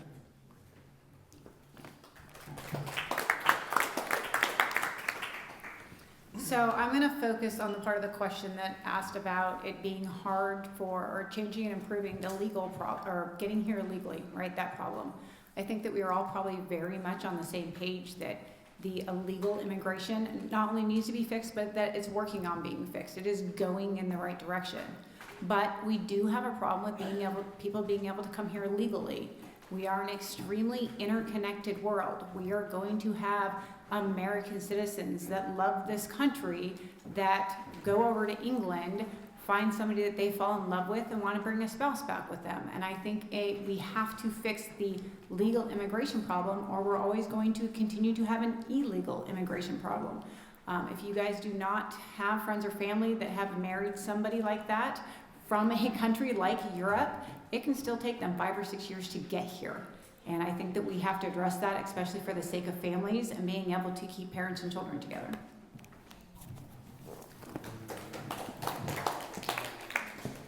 Placing American citizens first doesn't mean we can only protect our borders. It means we have to protect American culture. Because there are people, we've all said it multiple times, they hate you. They hate what you stand for. And we've had weak Republicans and the Democrats, who are all weak, who have invited these people into our nation, and they are subverting everything we stand for. The time for weak Republicans is over. Just like Colton said, I think we ought to cut the H-1Bs. There are hundreds of thousands of communist Chinese students in our universities. Who here thinks that's a good thing in our national security interest? All right, I want them gone. They are... I'm the candidate in this race who has called for a 5-year immigration moratorium so that our communities destroyed by globalism and globalization can recover and rebuild themselves again. That is destroying our nation. And these people here, I'm sorry, if you read the Chattooga Times today, you're going to see there's no gray area in this for me. If you're here and you're not supposed to be, sorry about it. We'll see you later. My first piece of legislation when I'm your U.S. representative will be called the Ilhan Omar Removal Act for claiming that she's the representative of Mogadishu. I want Ilhan Omar in jail. I want Tim Walz in jail. I want the mayor of Minneapolis in jail for stealing $8 billion. We have to end illegal immigration, have an honest conversation, say it's a crime, right? Get out of this country, give every resource we need to the federal government to get every one of them out of this country. We need to reduce the size of legal immigration because there has been no greater economic lie in this country over the last 30 to 40 years that Americans don't want to do hard jobs. That is a lie. It is ridiculous. Get the illegals out of here and reduce legal immigration as well. Thank you.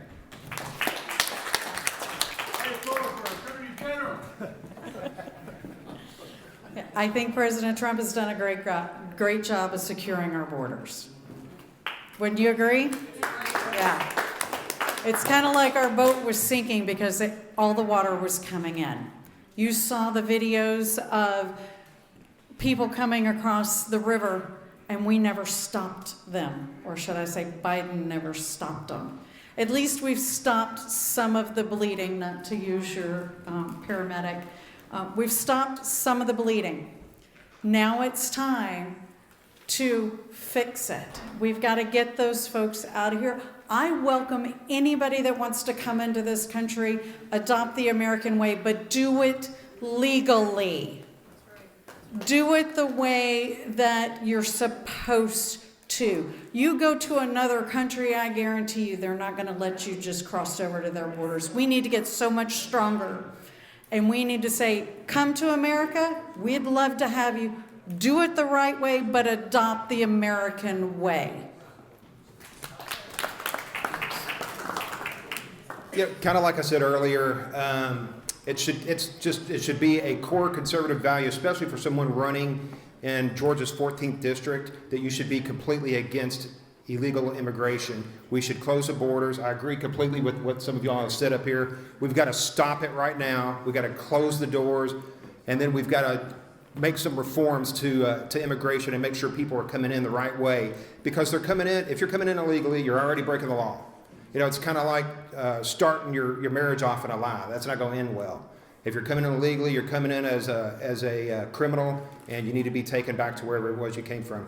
And just to kind of expound on the H-1B visas, you know, we've got to make sure we're also, you know, not just stopping new applications, but we've got to quit giving renewals on the ones that are already out there. So I'm Mayor Cunningham. Thank you very much.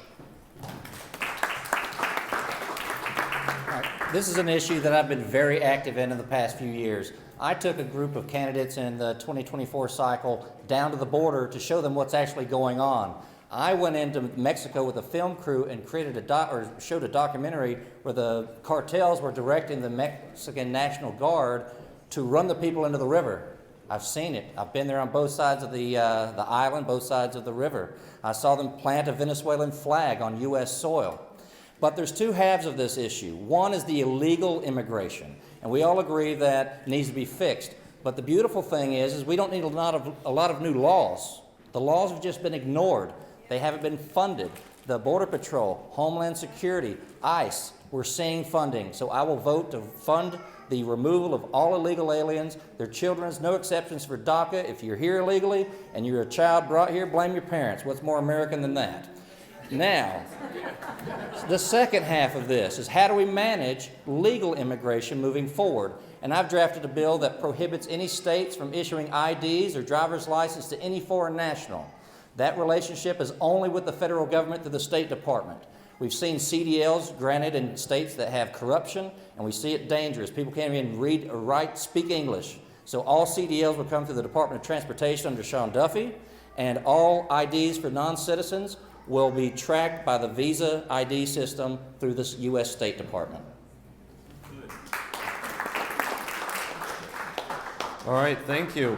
I did get one additional quick yes or no question. Well, it needs to be yes or no, regarding PFAS contamination in Whitfield County. Given concerns about PFAS impacting health in Whitfield County, would you be in favor of federal investigation involvement in that? Yes, no, or you don't know? Yes? Yes. Anybody? Yes. Oh, first no. Anybody know? Anybody you don't know? All right, go ahead. When y'all leave this meeting, if you'll do me a favor, will you Google thyroid cancer rates in Northeast Georgia? I grew up in White County. That was the cancer that I had on active duty. Yes, I want investigation to why I was nearly killed, why I had thyroid cancer, why thyroid cancer is 3 to 4 times higher in White County, Lumpkin County, Habersham than the national average. I don't mean to be graphic, but again, I had my neck ripped open for 13 hours. They told me I may not be able to speak after the surgery because they were scraping cancer off my vocal cords. I want to know why I almost didn't have the chance to see my 2-year-old daughter at the time grow up and someday walk her down the aisle. I want answers, and I think the people of Northwest Georgia deserve answers on the same issue as well. Thank you. All right, go ahead. If anybody else wants to speak to that real fast, go ahead. So, I grew up in Whitfield County. I've lived there my entire life other than going to the University of Georgia and serving the Marine Corps. Carpet industry put shoes on my feet and a roof over my head. My dad's worked in it his entire life. It's the backbone of my community.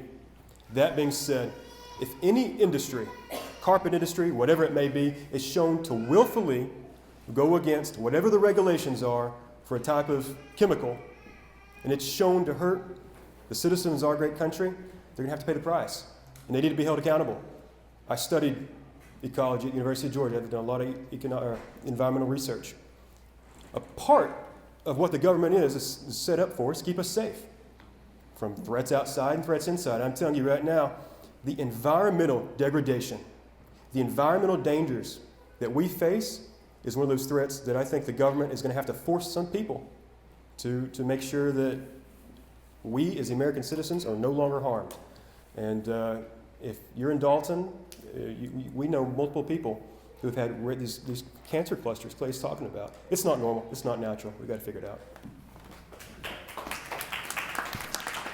The bill that was presented was relating to hard plastics and chemicals that sit latent in your body and lead to cancer. And I'm against any bill that removes accountability for the benefit of corporations at the expense of the individual. Your health, I'm all for life, liberty, and the pursuit of happiness. If your life's going to be cut short, your liberty's going to be tied down because you can't sue them in court, your First Amendment right and access to the court will be restricted because they'll have immunity from that, and your pursuit of happiness will certainly be impacted because you're dealing with the poisoning just for the benefit of stain-resistant carpet. And there are alternatives. They're just more expensive. So if we fund part of this domestic production, fund the alternatives, get rid of the toxic industries, and hold corporations accountable, if we don't do that, I don't know what else we're going to do. Right. Anyone else want to talk to the PFAS contamination? All right, if not, all right, next, and final question then. This deals with election integrity. So the 3 questions we received there, will you vote yes on the Save America Act bill? what will you do to enforce and enhance election integrity and promote paper ballots? And election integrity, what will you do to enforce and clarify guidelines and enforce them? So what is your view on the security of our elections, and what will you do to improve it, if anything? All right, since I have the mic, I guess I'll start here. I've also been very active in the paper please movement. I'm against Dominion machines. I'm against any of the machines that have the same software that's originating from beyond our country, and supposedly some of it from Venezuela. I firmly believe that we have had our elections stolen, and I've been active. I've represented voter GA and Garland Favorito. He's a good friend of mine. He and his wife Tamara, I've been active with them. I've drafted briefs in support of the voter integrity. I've been on the front line of it. I've even looked at all the alternatives and promoted this not only in the state of Georgia, but across the country, and some states are waking up and realizing how dangerous it is. Because if it can connect to the internet, a 15-year-old kid in Uganda can change the vote. It's been proven. It's been proven to the investigation committees, and we have no room for that additional fraud in our country. We need to have more people show up at the ballot box, and they're not going to show up if they think their vote doesn't count. And we need to count it on paper.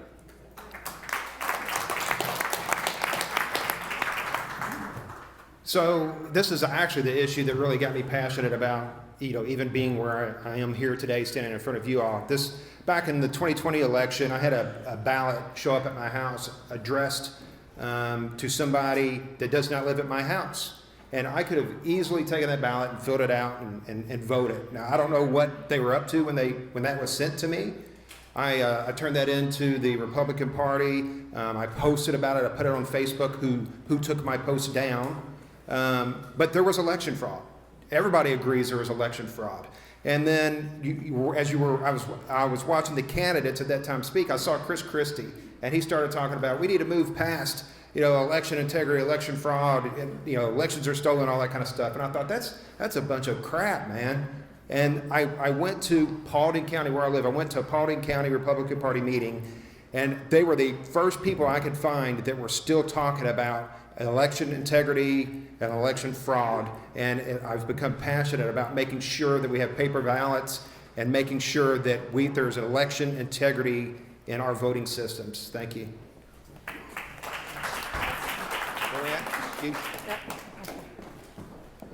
We need to get back to the way our old values. They're strong. Paper ballots, you can't manipulate them. So we need to get back to those. But it's the state's responsibility to make sure that Georgia ballots are correct. So, but yes, we do need to get paper ballots back, because no other country in our data information stays on that paper ballot.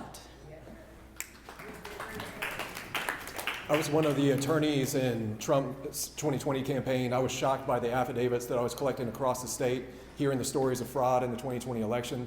It blew my mind that this could happen in America. So the first thing that we have to do is ensure that we do have secure elections.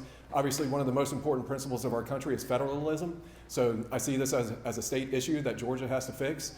Any role that I have from the federal government, I'm always skeptical of the federal government getting involved, but if there's an oversight position that we could have to make sure that it is fair in Georgia, I will be a part of that. One thing that I'll leave with each and every one of you as a state issue to focus on, I was an elected district attorney. The Secretary of State's office is the investigative body that goes into these fraud cases. It often takes them 3 or 4 years just to do an investigation. We would get a case file that we knew nothing about and barely have time to meet the statute of limitations. Please, as a state, as a legislature, please give more resources to the Secretary of State's office, because we barely were able to prosecute people who committed fraud during the 2020 election in my office. We need more resources to make sure that we can investigate these cases and convict individuals, because it happens each and every election. Thank you. Is there anybody in this room that thinks Joe Biden was a legitimately elected president in 2020? I sure don't. I don't think we'll ever know what the real election results were in 2020. And for the rest of Joe Biden's short life, he's going to realize that he was never a legitimate president. And that cloud will hang over him and the Democratic Party for a very long time. The Republican Party is the only party talking about making sure we've got a foundation for our nation. Because if you don't know when you go into the voting booth that you pay your taxes, that it's actually doing what it's supposed to do, like, why do we do it? Why do we vote? Why do we pay taxes? So the Republican Party is going to have to fix this crisis of confidence, because if we don't, we're not going to have a country. There is no election integrity measure that I won't support. I think the only people who shouldn't have to go to the polling booth themselves is the poor old folks in the nursing home. I think our poll workers should go visit them, get the polls, come back. If you don't vote in person, I don't think your vote should be counted. So we're going to have to move voter ID in person, multiple witnesses, because this is our time's closing, folks.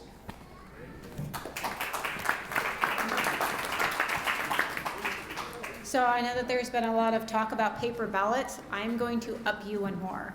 Not only do I want paper ballots, I want your ID. Right? I go in to vote, and naturally the assumption is, let me prove who I am. I hand over my ID, and they say, oh, no, ma'am, I can't look at that. That is obscene. You should have to prove who you are on that ballot before you are allowed to cast it.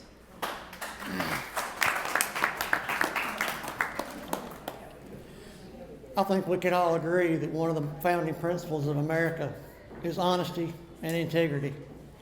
I know I've lived my life, and all the decisions that I make are based on honesty and integrity.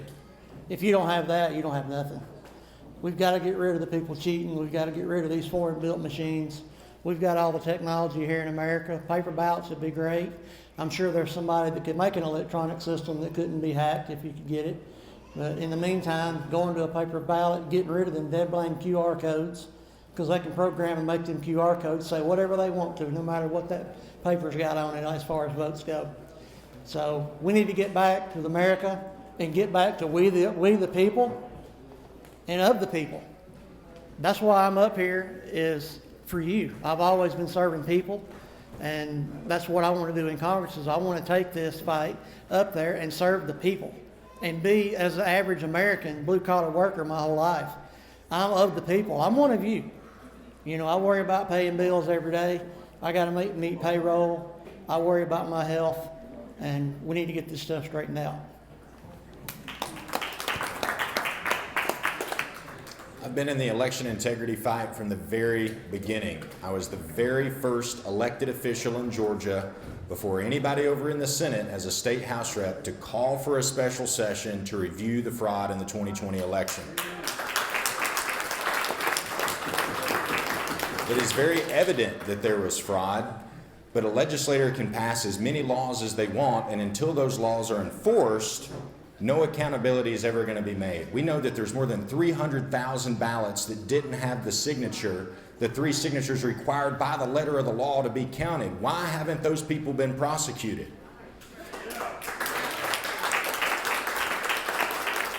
We all know Garland Favorito. I told Garland to go into the Legislative Council where the attorneys draft the bills, and I said, draft whatever you find necessary, Garland, because I find him to be the expert.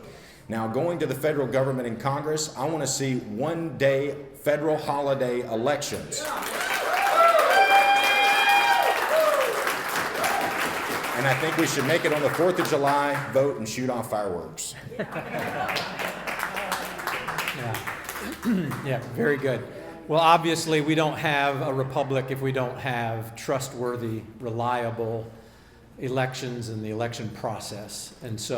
And primarily, I know it's a state issue. I believe in our state legislature there's some things being discussed and advanced. Hopefully it will move us in the right direction, if not get us to a solid footing of solving some of the great problems and challenges. But yes, paper ballots are clear. And I'm no IT guy, but I think Jared said it, and I've heard from people who live in this world, and if it's a machine, it can get hacked.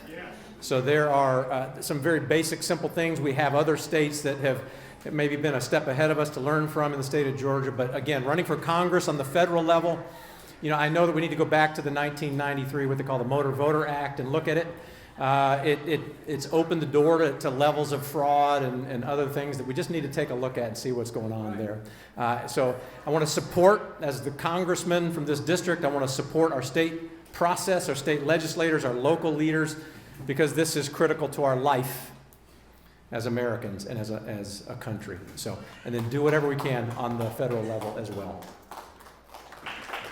All right, thank you. All right, now it's time for closing statements. I'd just like to thank all of you for being here today, for all you've done, and for staying on time. You guys have done really well at that. Please, when you get elected, continue to do that. Whichever one of you wins, keep on time when you come speak to Republican groups. It would be appreciated. Point of information, Yes. Mr. Chairman. My question was mischaracterized. Of course, everyone needs to raise money for campaigns.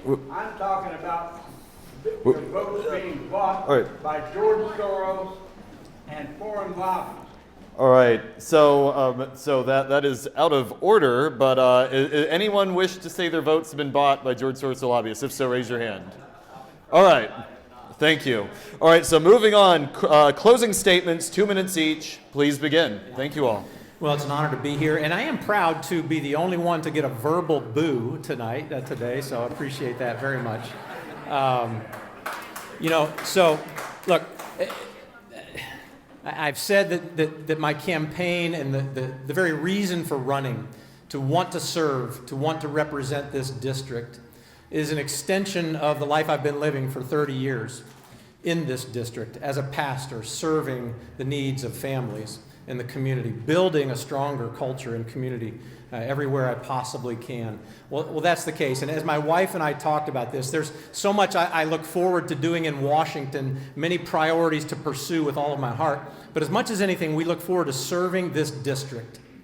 And when my wife and I were talking about this, of course, I'm not a politician. We haven't run some big campaign like this before. We said, well, what should we do for our motto? And my wife's idea was, well, the motto should be, if Chick-fil-A was a congressman.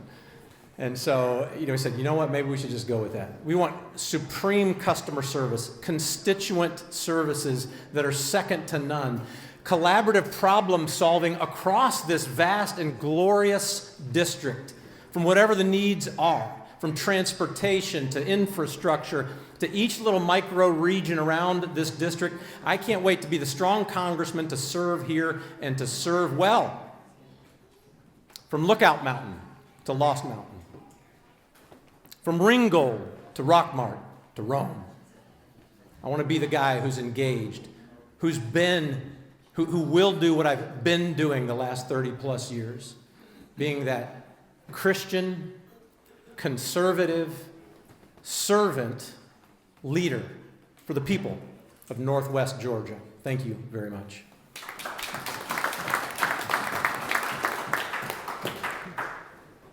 Ladies and gentlemen, I'm running for Congress because I don't want our next congressman or woman to blend in with the curtains.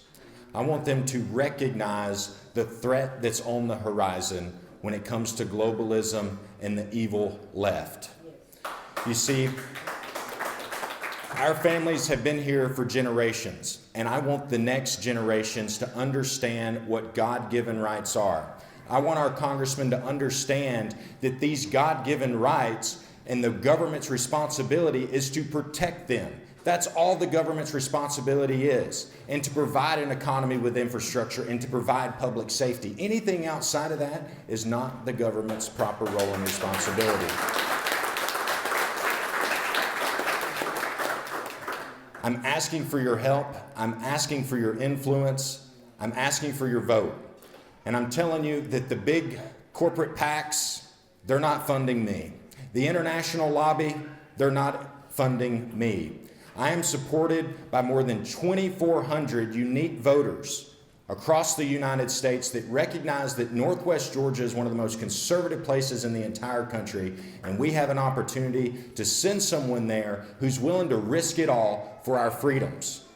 You see, I look back at those people who, and I thank our veterans here, that stormed the beaches at Normandy and were losing their brothers and sisters right next to them. We as politicians, all we have to do is run our mouths. And if your price is not your life, then you are for sale. And I look back to one of the greatest congressmen to ever represent Northwest Georgia in the 14th District, and that was Congressman Larry McDonald, who was willing to give it all in the fight for freedom. Folks, I ask for your vote. I ask for your influence. The election is March 10th.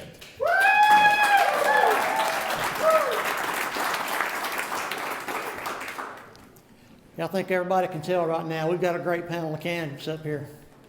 A lot of Americans, good Republicans. We're all in it for the same reason.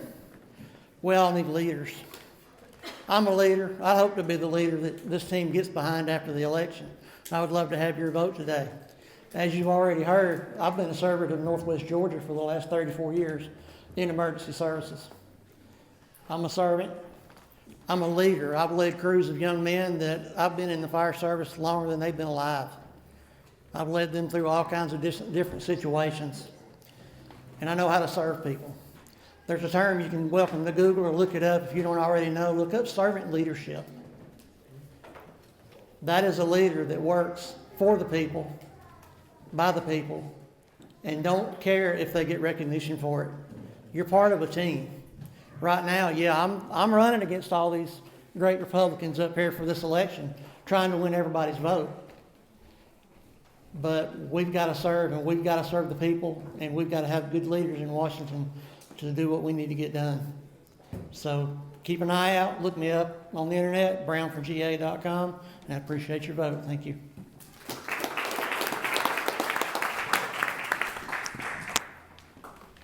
So I told you at the beginning of this that my passion is the budget and it is deregulation. Marty's right, there's some really good people running in this race. I think Tom would probably bring a sense of Christian conservatism to Congress that we haven't seen. I like Clayton because I understand what it would mean to have a JAG officer in Congress. But right now, our budget is our biggest threat. I can tell you that we spent $890 billion in interest alone last year. That is $5,000 to every single one of you. I can tell you that the amount of money your taxes paid for ACA subsidies could have reduced your Medicare in half, right? The only way to fix it is the budget, and the only way to do that is deregulation. So if the budget is your concern, if deregulation is your concern, if you want to fix it, then right now, in this race, I am your candidate.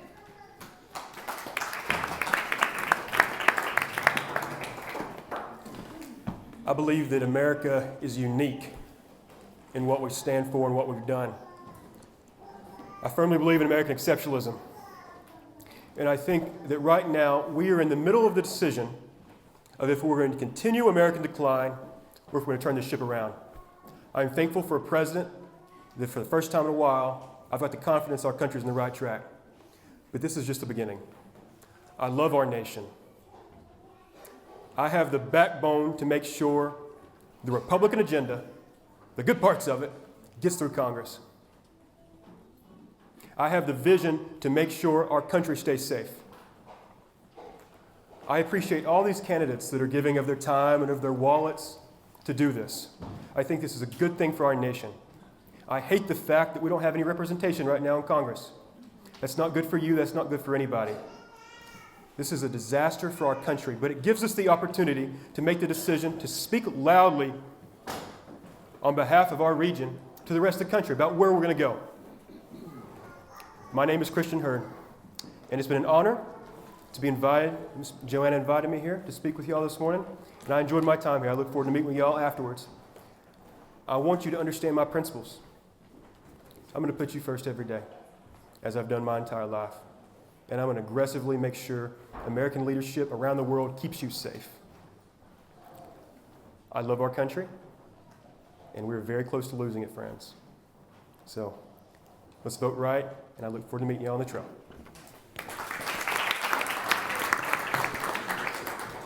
Ladies and gentlemen, if we don't take a stand right now in Georgia 14, we're going to lose this country to socialism, Marxism, and all the evils of the world. We have to take a stand right here, send a fighter for Northwest Georgia to Capitol Hill to have President Trump's back each and every day, because this country was saved in November of 2024, and in January of 2025, he took office just about a year ago. He needs fighters on Capitol Hill to make sure that agenda is moving forward, because we need to take a stand here, because our way of life here in rural North Georgia is going to disappear.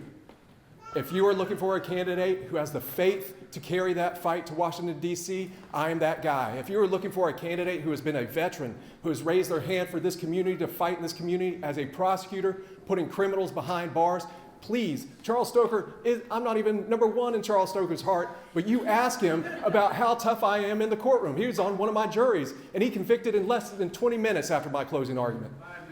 5 minutes. 5 minutes. You need that fighter in Washington, D.C. The last thing, America first. You want the border secure. I know the cost. I've seen the fentanyl overdoses each and every day. We need that border secure. We need to get the illegal immigrants out of here. We need to fight for our way of life, because that young man that's sitting in about the 5th row, that's why I'm doing this. I want a young man to be able to grow up. It's amazing that he is here at this meeting. I want him to be able to raise a family on one paycheck in this community where his ancestors are buried. I'm assuming that. I'm a 9th generation North Georgian. I'm going to go to Washington, D.C. to fight for each and every one of you every day. So I'm asking for your support. I'm asking for your vote, and like Charles Stoker, if you've got a number one, I would not mind being number 2. Thank you.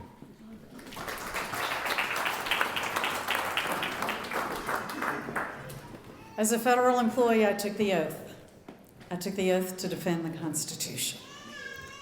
And I did that, and I'm still doing that. And I know all of you want us to do that.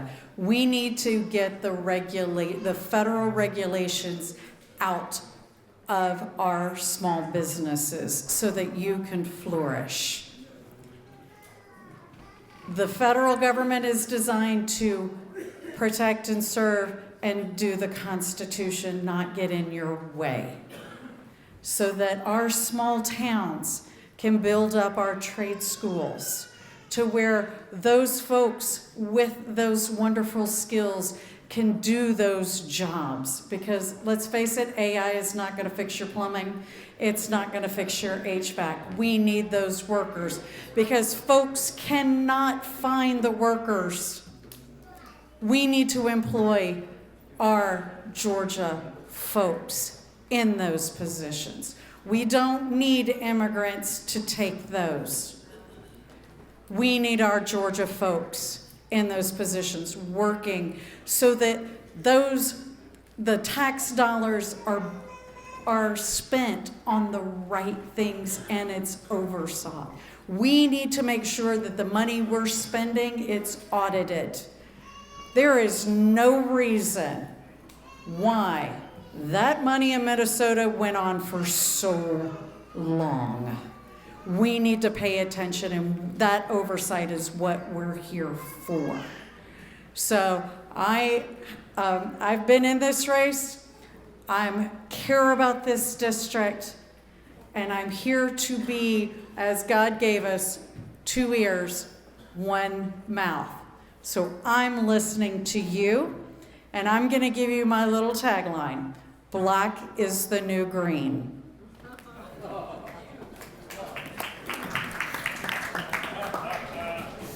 She talking about coal and oil? All right, thank you, folks. My name is Eric Cunningham, and I keep repeating my name because I have very little name recognition and even less money, so I need to try to get my name out there as much as possible. I am so passionate about this, I don't even know where to start. I like sitting there thinking a million things going through my head of what do I want to say. And what I want to first say is if you just consider voting for Eric Cunningham for Congress to be your next representative, we're all up here. I think everybody agrees that you should not be in this race unless you don't have those strong core values that a conservative has. If you don't have those values, if you're not going to go to Washington, D.C. and fight the socialists and do everything you can for this 14th district, you shouldn't be in this race. But you also got to look at what else does the person bring to this race. And what I want to bring to the race is I want to serve the 14th district with pride, passion, dignity. I want to do everything I can to win your vote and to represent you well. And just like in my campaign, I'm going to have to go out. I'm going to be going door to door, knocking on doors, sitting down with people. I sat with a family for an hour and a half, and they sent me a $50 donation, and I was so thankful and happy to get that. That's the things that we need to do. If you've got somebody like me that's willing to go out there and spend that kind of time, then that's the person you can count on when they go to Washington, D.C. I ask you for my vote. One other thing I want to touch on real quick is one of the things that I value is our veterans. Mr. Moore mentioned storming Normandy. My wife's grandfather, who lived his life at Chattanooga, stormed Normandy. Her father, my father-in-law, lives in the Community Living Center in Alvin C. York in Murfreesboro, Tennessee. I want to fight for our veterans to get them better help in those living centers and medical centers. I've been out meeting with various medical centers to try to understand what they need. They need more people. We have one medical center for VAs here in this district, and it's in Rome. No other ones. Why is that? We need to help our veterans. The other thing we need to do is, where are the Gen Zs? I look around this audience, and I'm sorry, everybody's old like me. We need to focus on those Gen Zs, and we need to win them over before the socialists do. Vote Eric Cunningham. Donate. Thank you. And I'll repeat my name again just because it's the thing to do. I'm Jared Craig. I'm asking for your vote. And I'm asking for your vote on the concept of qualifications. And I ask for you to look at what you want in a representative. And I think I've been pretty clear about our belief system. We share a lot of the same beliefs. But speaking in generalities and platitudes and what you believe in and opinions about things, that doesn't get you to the finish line. If you don't know how to get there, and I do, you're going to end up having a hope and a dream, and you're going to be on the path into a cul-de-sac somewhere. You're going to get tripped up, you're going to be hit with a bill, and it'll be amended by the opposition. Your bill will get killed, and all of your hopes and dreams will fall out the wayside. Now, when Trump ran for office the first time, he ran on Make America Great Again as a campaign promise. We jumped on, we bootstrapped up, we got our machine on the ground, and we went door to door, county by county, and some of us state by state. He got elected in 16, or for the 16 cycle, and he was stymied. He was stopped at every angle. This second term, it was another campaign promise, but now he is in office. It's a mandate. And the question is, how are you going to make America great again?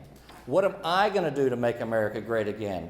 And I've shown that I have some bills that enriches the America First movement. And with that being said, not to defame other candidates, but if someone is unqualified, they can be dangerous because you have hopes and dreams, and you can be led by your nose by the incentivized carrots in Washington down a path you didn't intend. You can get into a lot of traps. I'm in D.C. quite a bit. I know the people in D.C. I know the pitfalls. I know their games. I've battle tested. I've been time tested as loyal to the American people, loyal to the Constitution. And I'm also loyal to what I can do to make America great again. And it's to fight immigration, bolster our economy, make Georgia 14 and the rest of the country profitable. So we have the power that we're entitled to, and we have the constitutional republic that God promised. So thank you. I ask for your vote. My website is Jared, Jared, 4 Congress.com. I ask for your vote today. I ask for your vote on March 10th and also on the primary in May. Thank you very much. All right, well, that ends the candidate portion. So everyone, please give all the candidates a round of applause for them running and for being here today.